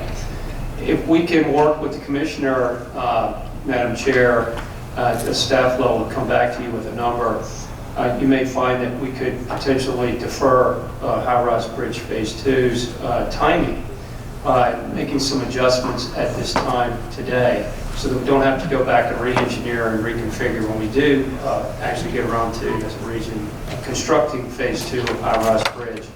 But also, we can set it up today while we're setting the crown of the road, and also lay us forward as to how this project will be in place for High-Rise Bridge Phase 2 when it occurs. And we potentially take advantage of the shoulder lane, which will be the wider part of the road section, to be part of a hot network as the commissioner is proposing today, which would be one full-time hot lane, the full designated lane, and then the use of the shoulder lane during those off-peak, during peak periods of times of day, and then the shoulder and off-peak periods of the day. Thank you. So continuing on with the presentation, I know how everyone in the room loves our heat maps, so I thought I'd bring it back for further discussion. But we felt that rather than the line graphs, we're going to come back to the heat maps and show you the network performance as I've shown you today. This is the proposed scenario that the full network all the way from Jefferson Avenue, as I walk you through down to Bowers Hill. And what this is going to show, starting in the upper portion, we're going to start at Fort Eustis. At least our analysis starts at Fort Eustis. However, our managed lanes start right between Bland, roughly, and Jefferson Avenue. Right-hand column, or the left-hand most column, is our general purpose lane. Left-hand column is going to be our hot lane. As we work down in the direction, we're going to go from Fort Eustis down to Mercury, in a similar comparison, and again, this is your AM peak period for this scenario that we just discussed. As you can see, repurposing that HOV lane just simply gives us an option to be able to manage traffic a little bit better, all green, free flow conditions. In this case, in the right-hand column, we're going to pick up where we left off Mercury. This is our 664 interchange, heading towards the Hampton Roads Bridge Tunnel down to 264. Recall that now we have a single hot lane in the entire network, and we pick up the second hot lane entrance at LaSalle, or Rip Rap Road in this vicinity. You can see the travel times or the speeds through the facility all the way to the 264 interchange remain, what I'll say, above 55 miles an hour, 55 miles an hour with no congestion in both the GP lanes and the managed facility. You'll recall, and I'll show, one of our hot spots that we had was that when we pushed, we had significant congestion at the Settlers Landing, as well, the Settlers Landing that pushed back to LaSalle.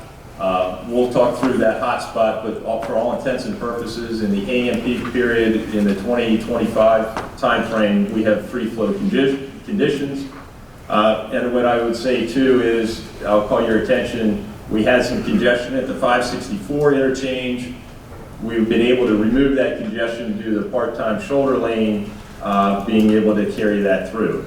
Now, I do think this is a fairly significant finding that we can talk about, is that we have the option under the Hampton Roads Bridge Tunnel to execute what we call the I-564 direct connector range. That's at a value of $120 million in addition to the current project. By adding the part-time shoulder lanes in this vicinity, we have cleared that congestion in this area, which I would go to say that we do not need to execute that portion of the contract. So as we continue from 264 to Bowers Hill, one more slide for you for the AM peak in the eastbound direction. You can see as we're coming back through here, we've repurposed the HOV lane to be able to provide an added choice to motorists, and we have relatively free flow conditions throughout the entire network during the peak period. Now in the reverse direction, and I'll call your attention that we're going to go up rather than down. Our direction in AM is again from Dock Landing through 264, High-Rise Bridge, heading towards back to 264. You can see that we're relatively green. We do have some congestion that occurs at the GW. Moving from 264 eastbound, we have our reversible network in place through 564. We have green through here. We have a minor impact just simply because of the tunnel facility, but by having that two-lane entrance in and around the vicinity of Granby Street, we've cleared the congestion in the eastbound direction all the way through the 664 interchange. And as we follow out the rest of the network, all the way to Jefferson, both the GP lanes and the hot lanes operated efficiently. So let me get to the PMP, again, in the eastbound direction from Jefferson eastward to Bowers Hill. We have no congestion in either the GP or the managed facility. And again, we have no congestion by creating that second entrance that we had in the PMP period from LaSalle, Settlers Landing. Free flow conditions, 45 mile an hour plus, all the way through the 564 interchange.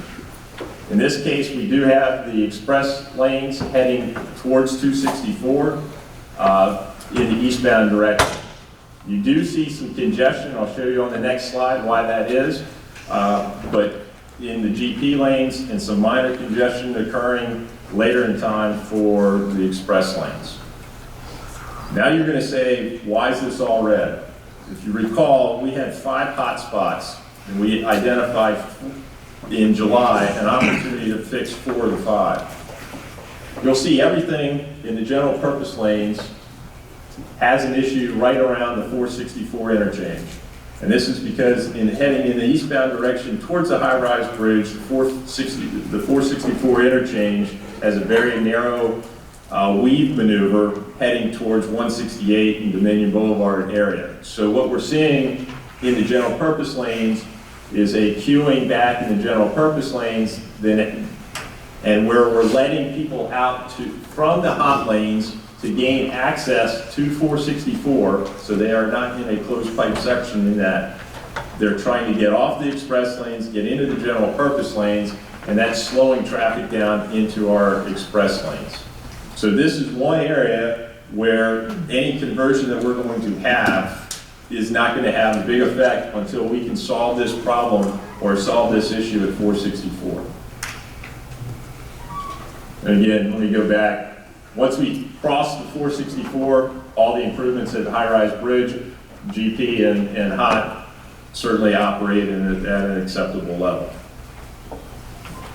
So let me go back in the speed comparison in the westbound, and I'll make this as painless as possible. Dock Landing all the way through Indian River Road, green from 264 to 664 through the HRBT. You'll recall that there's congestion in this vicinity between 564 and the HRBT in the westbound direction of the PM.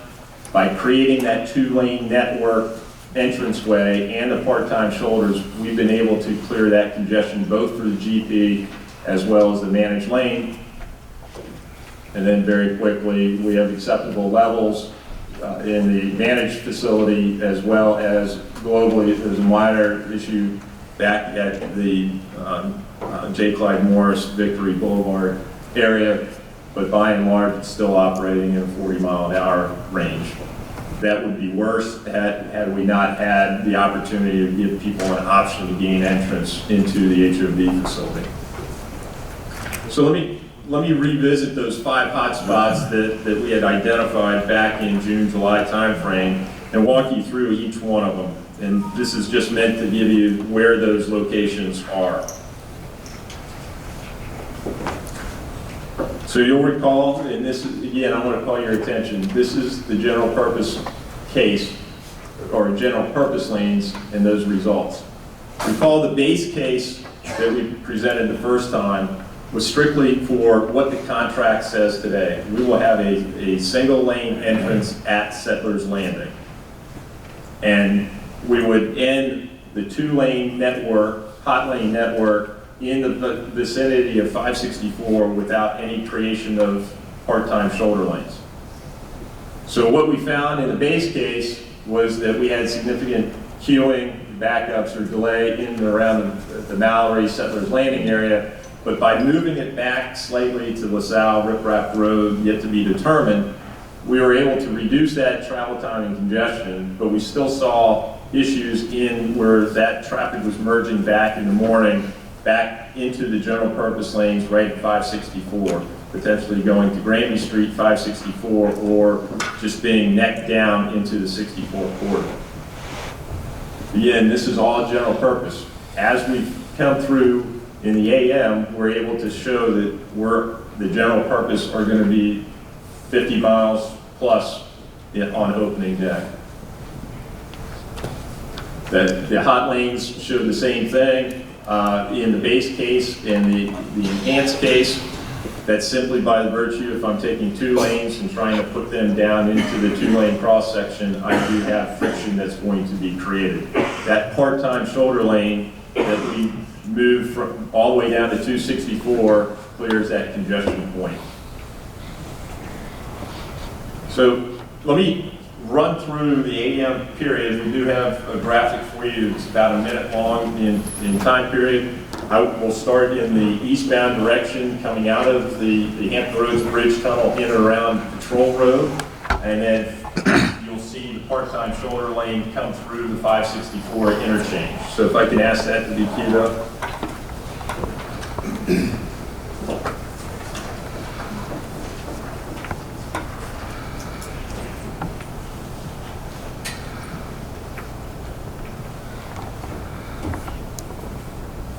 So again, eastbound 64, your hot lanes shown in yellow, and we'll be approaching Patrol Road up in this vicinity.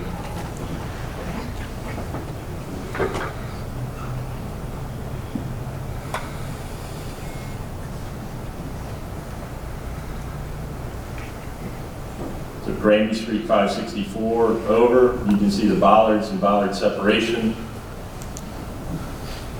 As you come through, we've now repurposed this shoulder and created a travel lane. In the westbound direction, we'll show you that in a minute. But again, our reversible network heading towards the naval base.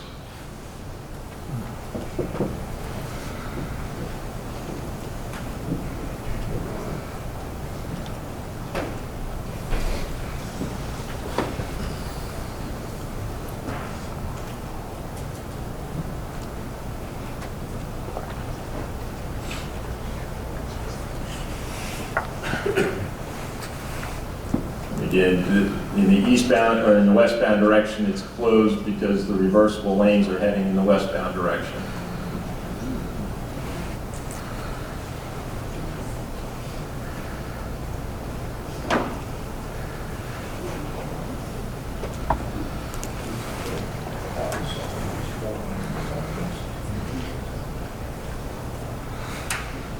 So now heading in the westbound direction, same time period, morning configuration, AM, starting in and around the vicinity of Tidewater Drive.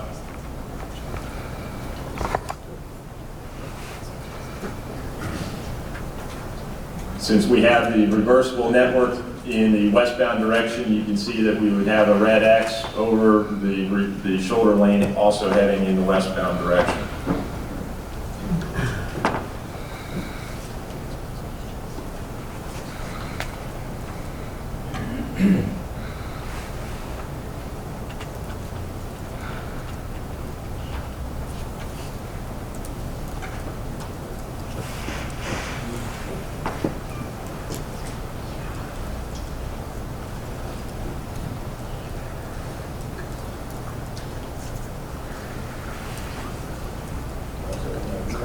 So as we start right around the split for the 564, we're able now to create a shoulder lane that would now be open to start segregating traffic out of the general purpose lanes on this side.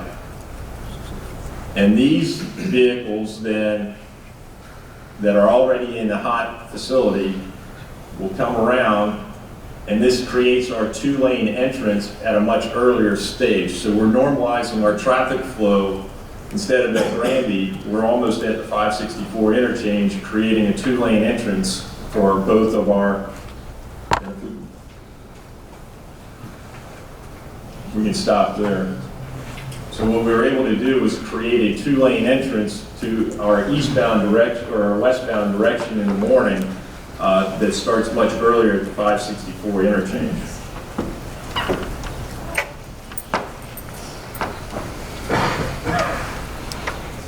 Let me go back to our merge point back at Northampton Boulevard.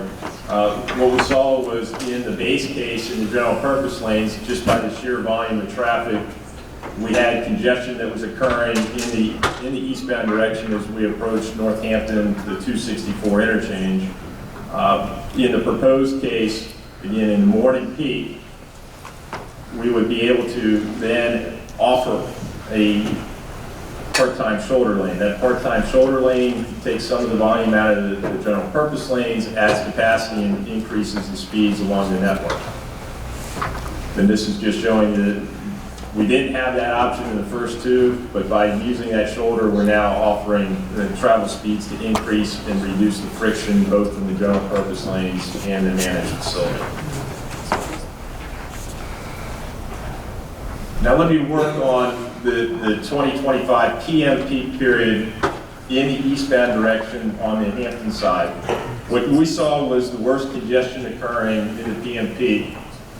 Our base case was, again, we're starting that sort location at Settlers Landing today under the contract.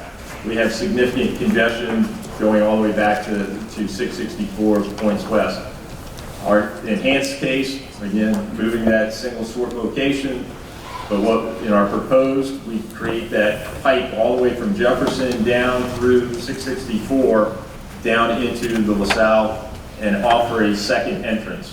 What we're showing is that we're eliminating all of that red and congestion as we approach the HRBT. So we do have this sim modeling. It's not as high quality, but this will show you the effects of the two-lane entrance using our simulation tools that will give you just a frame of reference of how this would look.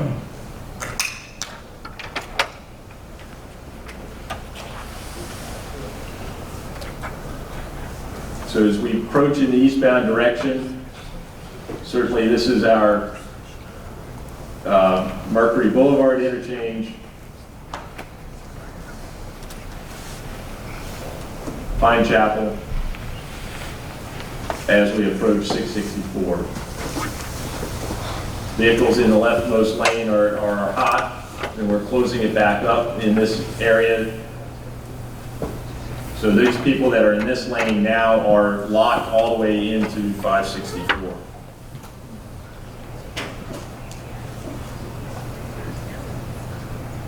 As you come through and gain access into, from 664, you cannot gain access into the hot lane until up at Rip Rap Road.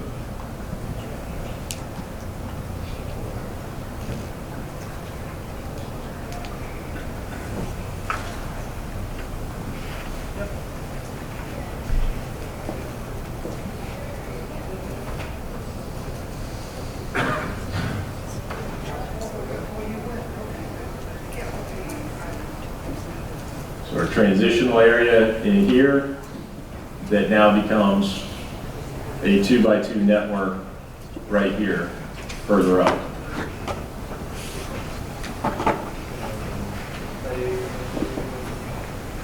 So we've added the fourth lane in this area, and now we have a 2x2 network.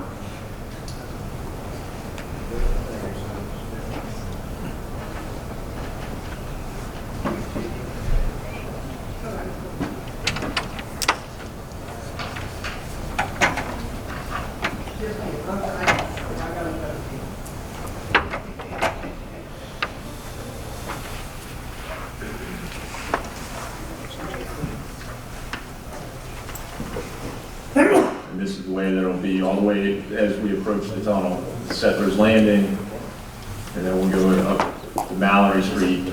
But by and large, we've created that 2x2 network as it enters the bridge tunnel. That's good. If we can go back to the slide there.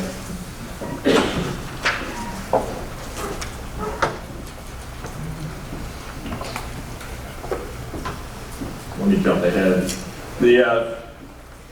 So let me come back down to the 464 and the hotspot location that has not been solved.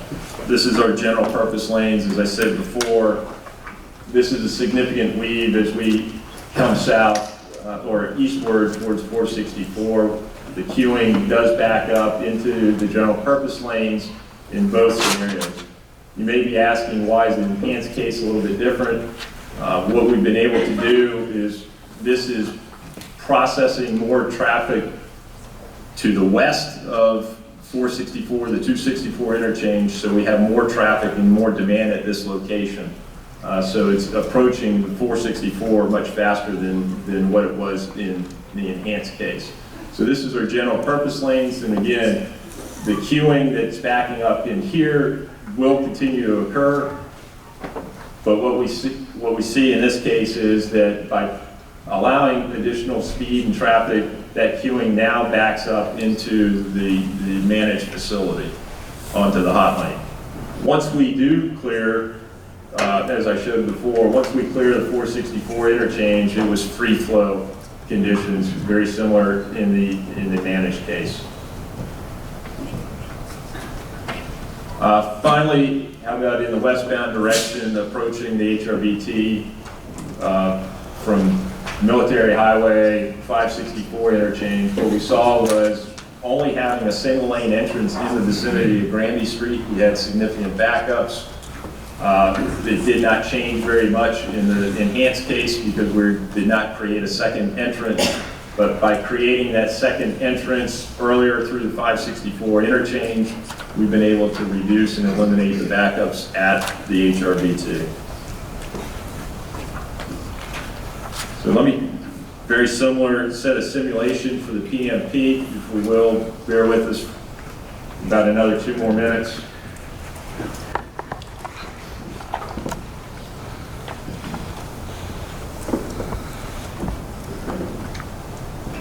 In this case, we're still heading in the westbound direction, approaching 564 from Tidewater Drive. You can see the red X's in the eastbound direction, showing indicating the shoulder lane is closed. The reversible network is in the eastbound direction, and our shoulder lane is now operational as it crosses over Tidewater Drive or Chesapeake.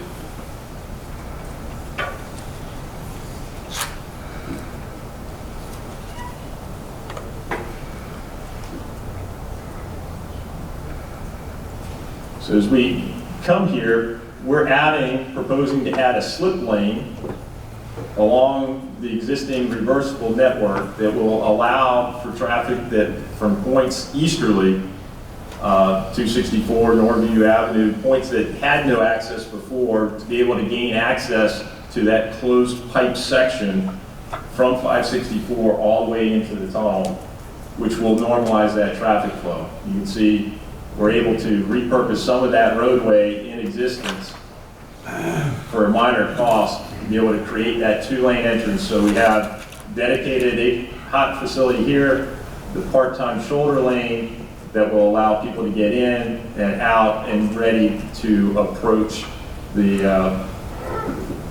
HRBT. You can see this right now through here is bollard separated, which gives physical separation, which means that people in these 3 lanes cannot get over into the closed section. A very similar configuration as we come in the eastbound direction from HRBT towards the 564 interchange. You can see bollard separated as it's heading towards the HRBT. This will be in an open section, allowing for our managed facility to gain access over to 564 Granby Street, or vice versa, allow the general purpose lanes to gain access. All this is going to show you is that those 2 lanes are going to be able to neck down into a single lane, gain access to the reversible section in the eastbound direction. So again, coming in, be able to access the reversible network. You can see the reverse side where we built this slip lane, and that shoulder is closed. You can see by the red X in the eastbound direction due to the travel.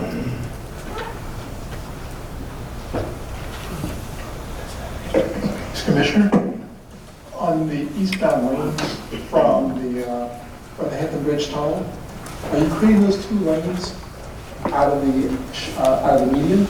I'm sorry, can you repeat that? Yeah, because right now there are 2 lanes, and you're showing 4. So are you finding the area that you need? Are you creating that out of the median? Can you help me with the? Well, if you're coming out of the Bridge Tunnel, going eastbound, you're on the Norfolk side now. Yes. You only have 2 lanes you're working with, but you're showing 4. So are you going to the median to try and create those lanes on both sides? The contract currently calls for a 4-lane cross-section, 2 hot or 1 hot, 1 part-time shoulder that will operate as a managed facility. So the configuration that you see here is, yes, we will have 8 lanes on the Norfolk side. We will have a total of 4 hot lanes and 4 general purpose lanes. 2 eastbound, 2. I understand your count. I'm just curious about, are you taking it all from the median? We're trying to widen to the median for the most part, yes. Okay, thank you. We go back to slide deck. So really, what we've shown out of our proposed scenario is certainly the 2x2 network operates. We've solved the 5 hotspot locations, or 4 hotspot locations. We were not going to solve the issue with the 464 interchange. But each one of those locations, by creating the two-lane entrance earlier in the system, we're able to normalize our traffic flow and eliminate the congestion that we would anticipate to see otherwise had we not done anything. Certainly by pushing that single entrance all the way back beyond Mercury and Points West, we're able to give people choices that they did not have before. But by creating that entranceway back at Mercury and offering another entrance at the Rip Rap Road, LaSalle area on the Hampton side, certainly normalizes our traffic flow and sets us up for the 2-lane entrance into the HRBT, whether it be general purpose or the express lane, and very similar on the Norfolk side. The part-time shoulder lanes certainly give an option or an opportunity to be able to add capacity to a facility that does not have the ability to add capacity today. So in summary, hopefully you've seen we're in free flow conditions relatively for the general purpose lanes as well as the hot facility that we're proposing for the full network. What I would propose, and it's very similar to what Mr. Kimbrell and Mr. Crump presented, that we do have some next steps that we're going to propose to bring back to you all now that we know that the network operates functionally well. And that's really looking at 2 things. One is our tolling policy, and I think I've shared this with you before. What is the tolling policy of the region, and what should it be? Should it be a hot 2 network or a hot 3 network? And what are those hours of operations? Is it 24/7 operations, or should it be during the peak period? As well as what we've heard in the past is whether or not we should be tolling everyone that crosses the HRBT on the weekends. So there are a number of permutations that the region will need to determine, and this is going to be predicated, I think, on the next topic, which is our financing of the proposed scenario that we've just highlighted. Recognizing that by creating a 4th lane at Rip Rap Road through the Settlers Landing interchange, that will come at a cost. We know that there are several bridges that we will need to widen. The roadway will need to be widened. There is a cost associated with that slip ramp in and around the 564 area, as well as some minor widening along 264 to be able to accommodate a part-time shoulder lane.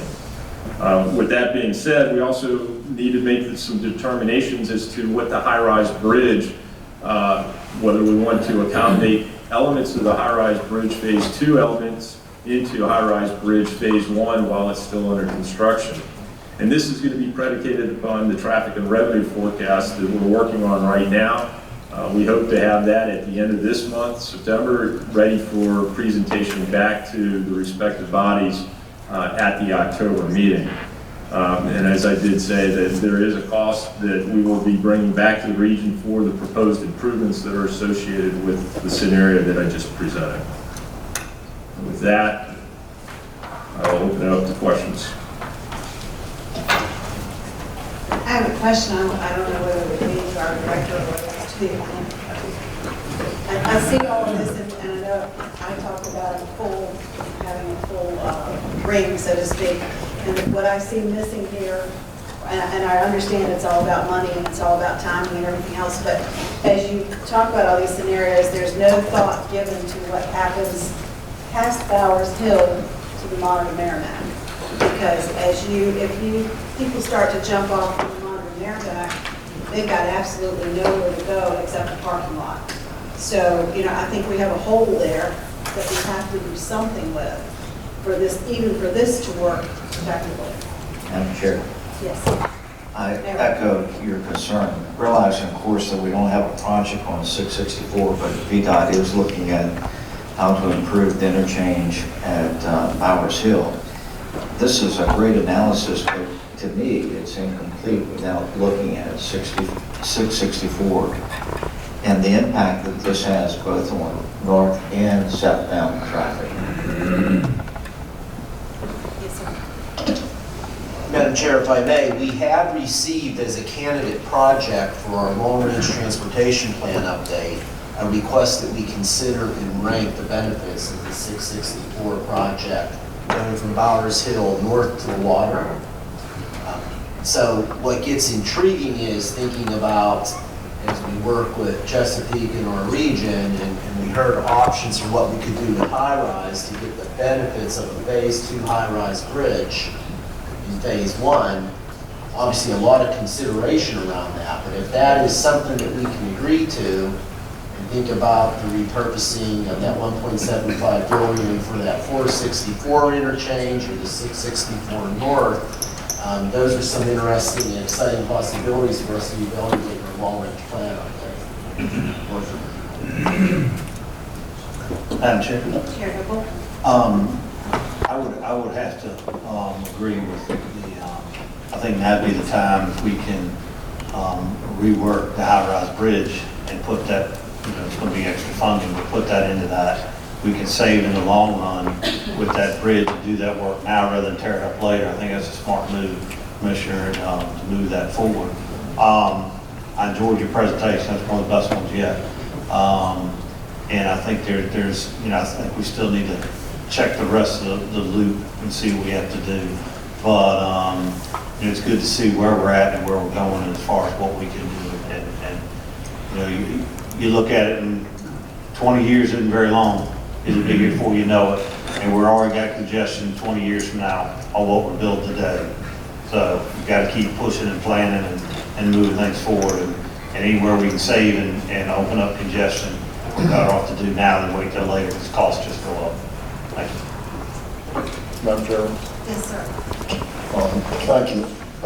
Commissioner, great presentation.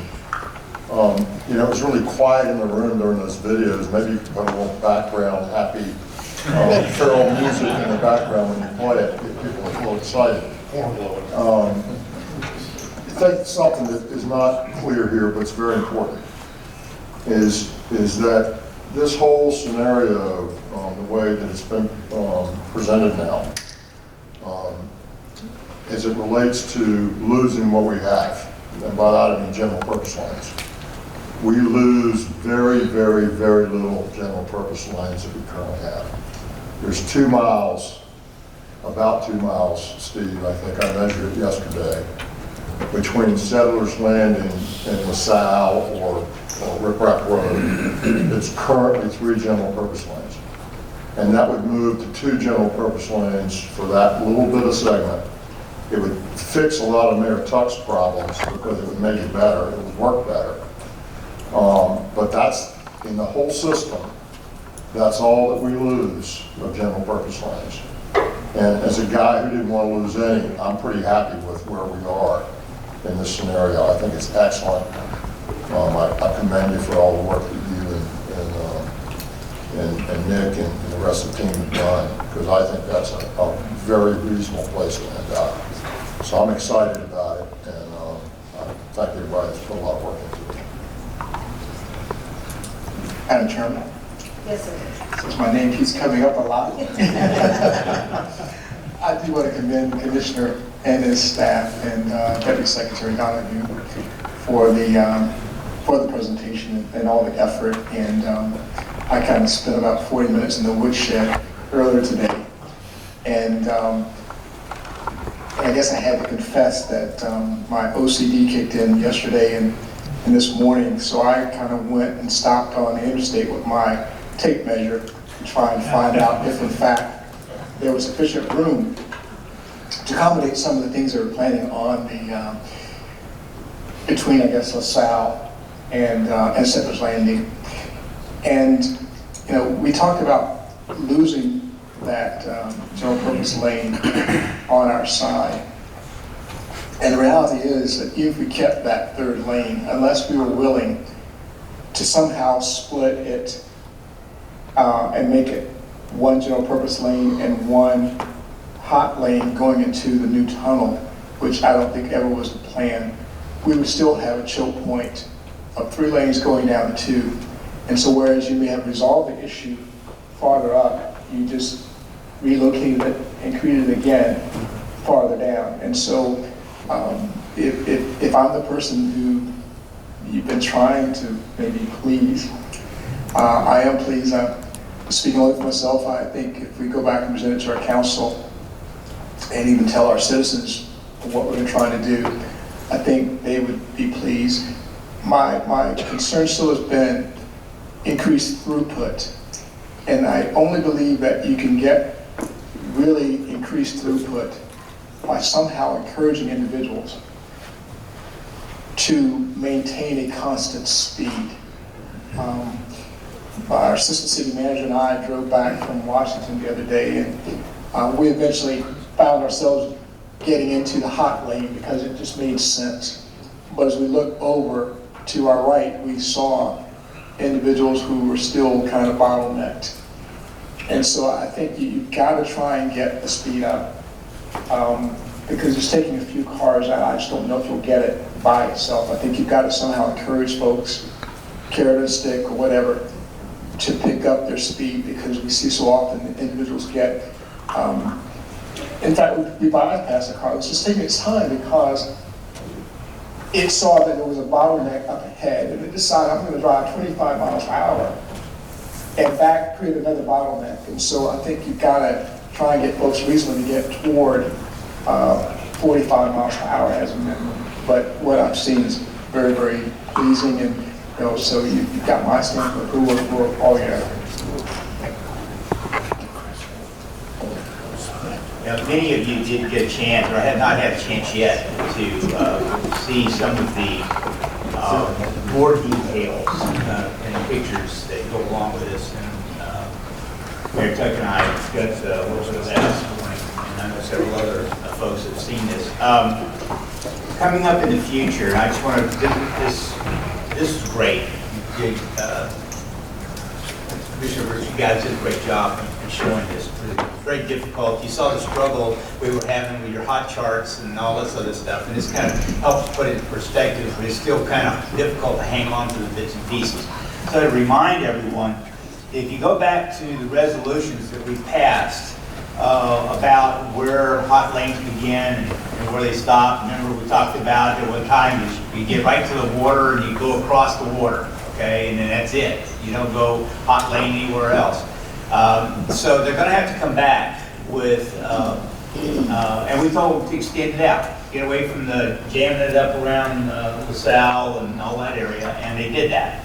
So in the process of doing that, the VDOT proposal here, or what they're showing us, has extended the hot lane all back well away from the water, okay? And we're doing that in this proposal because it's safe, smart.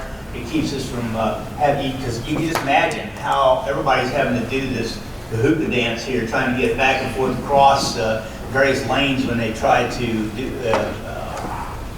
get to where we want to go. So that's something that's still going to have to come back.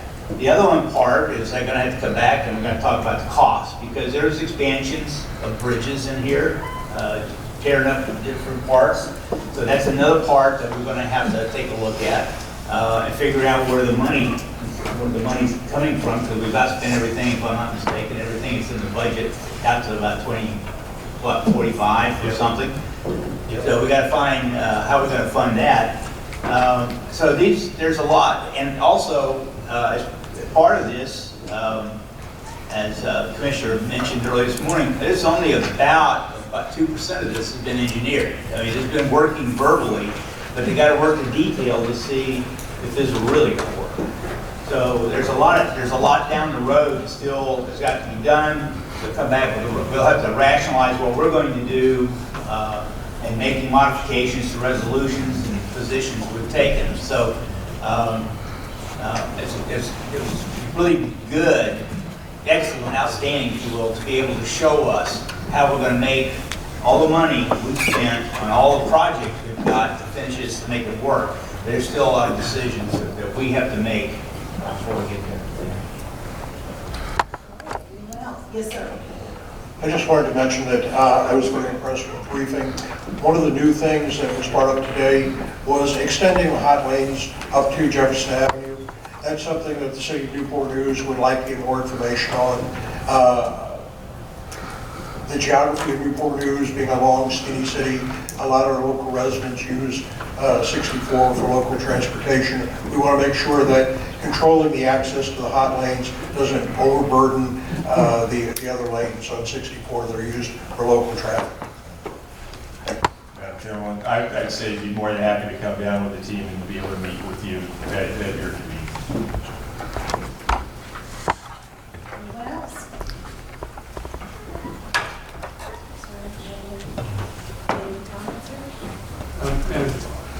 Madam Chair, thank you. Commissioner Bridge and also HRTPO staff and Bob Crum, y'all have done a great job. And first of all, I want to thank Mayor Tuck here because he spent a lot of hours with me on and off the clock. He's been very dedicated and very passionate about his concerns. But I think his concerns coming forward have driven us to develop a better solution. And I think that's the reality, I think, that we have around the table here with the TPO, HRTAC, and VDOT is it is a three-legged stool. One of the legs fails, it falls over. And where we're going with, I think, the Hampton Roads Express Lane network is kind of a testimony as to how we will continue that relationship. But also, I believe that, Madam Chairman, and also this is for the TPO chair as well, is that we need some direction at HRTAC at the staff level as to what we might want to be asking of Commissioner Bridge to bring back to us in a body of work for our next time we collect. One is where we go with the high-rise bridge phase 1. There is a great opportunity for us as a region, now that we've worked harder and smarter at this, to say, okay, if we're going to develop this network, how should it look at high-rise bridge? And it's not too late to make somewhat of a conversation and change at the design builders level. But we need to know what those cost consequences are, if there are any, for the development of the future of that project, and also the deference of high-rise bridge 2, what that looks like.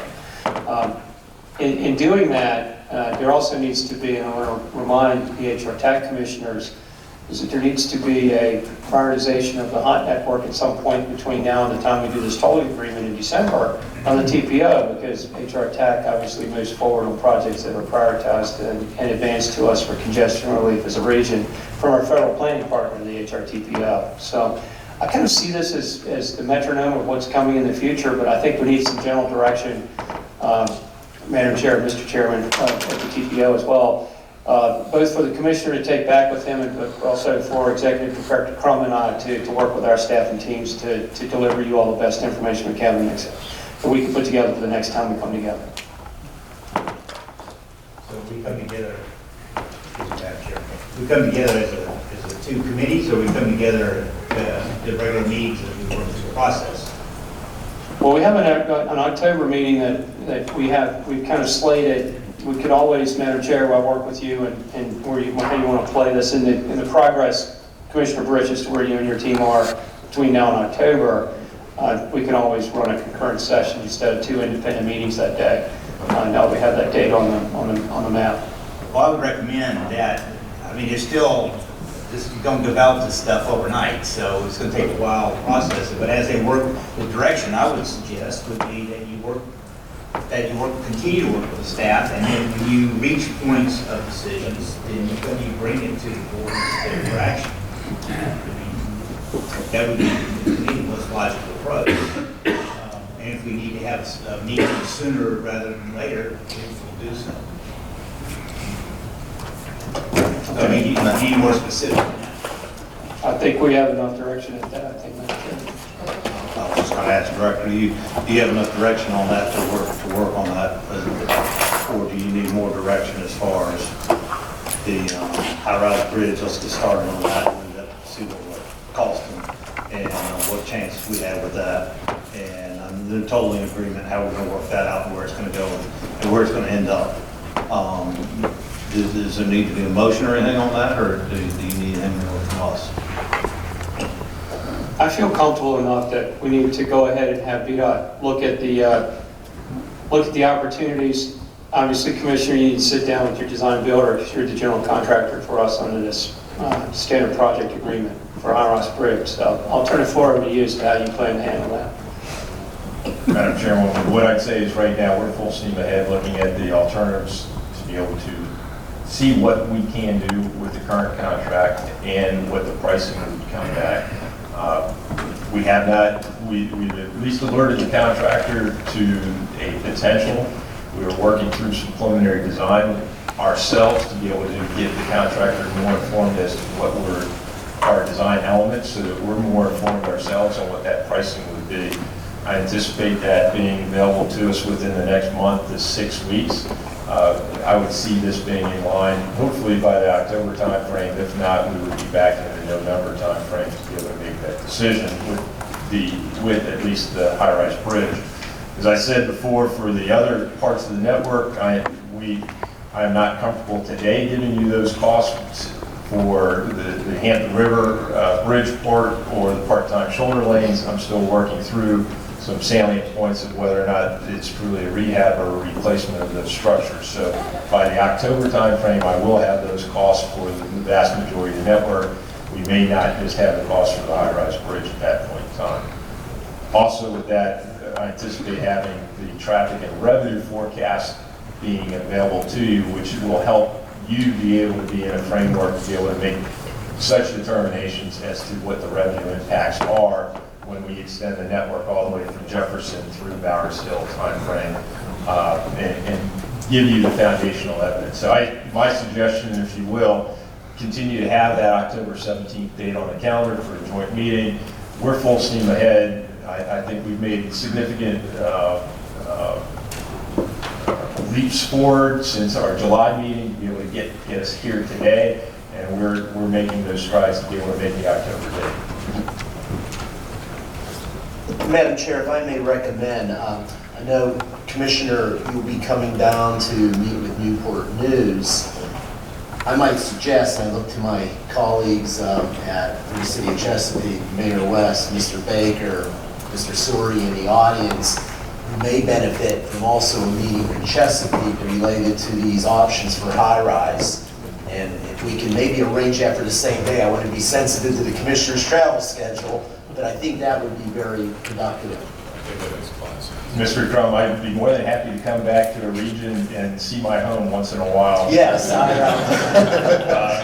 I'd be more than happy to do so. I'll make myself available to anyone in the room to be able to walk them through even the scroll plots that we have, the full network. I know it's a brief annotated version on the screen today, but as some of you have seen and the CAOs have seen back in the early part of August, we do have maps to be able to walk you through every aspect of the network for the full 40 miles. Again, myself and my team are more than prepared to be able to walk you through that at your convenience. Okay, and also to add to the things in your bucket, come back with, when would the funding scheme be proposed for, and I say funding scheme, I'm talking about the, particularly the tolling part. When would that be ready for discussion? Mr. Shepard, Nick Donahue, Deputy Secretary of Transportation. That's something that we would be working on with this region in coordination. I think some of the key things the Commissioner talked about at the end of his presentation on next steps really drive ultimately what that discussion is. And so when we come back in October, we'll have kind of a base traffic and revenue analysis for what the Commissioner has shown you today. We then need to discuss with you all what are the hours of operation, what are the tolling policies. All of those things will have an impact on the amount of money that can be borrowed or generated from that express network. There may or may not be a funding gap at the end of that discussion, depending on some of the toll policy decisions that are made. And if there's a funding gap, we'll then need to have a collaborative discussion with HR TAC, the board, and others to determine whether or not that can be closed or how to prioritize the enhancements. Thank you. Yes, thank you, Madam Chair. As we move forward for traffic and revenue, I just wanted to make sure we've got this out as a moment of record, is that we're looking at, as Deputy Secretary Donahue said, we're looking at the cost and then how we close the gap. So obviously, the region has always had an expression of a managed network being for congestion relief and the management of traffic throughput. There is $345 million in our funding plan for tolling revenues to be applied to the HRVT project. Concurrently, as we look at that, we're taking the most conservative approach. So I know that Deputy Secretary is going to come back to us with a traffic and revenue study that shows how we can maximize throughput and show in different conservative steps as to how we will see the revenue generation based on the decisions we have laid before us. So we'll have a cost in one hand and the benefit of toll revenues in the other that we have to have a decision on from the region. And thanks to the state for allowing us to be that one at the table to make that decision. So that way you know that if you toll HOV times today as a hot network toll, here's what it will generate. Do you add weekends? You know, we had this conversation back when former Senator Wagner was here around this table. And we just need to make sure that we have the suite of options of costs and also the suite of options of revenues. So thank you, Nick, for working with us on that in that discussion we had as well. So thank you, Madam Chair, for that.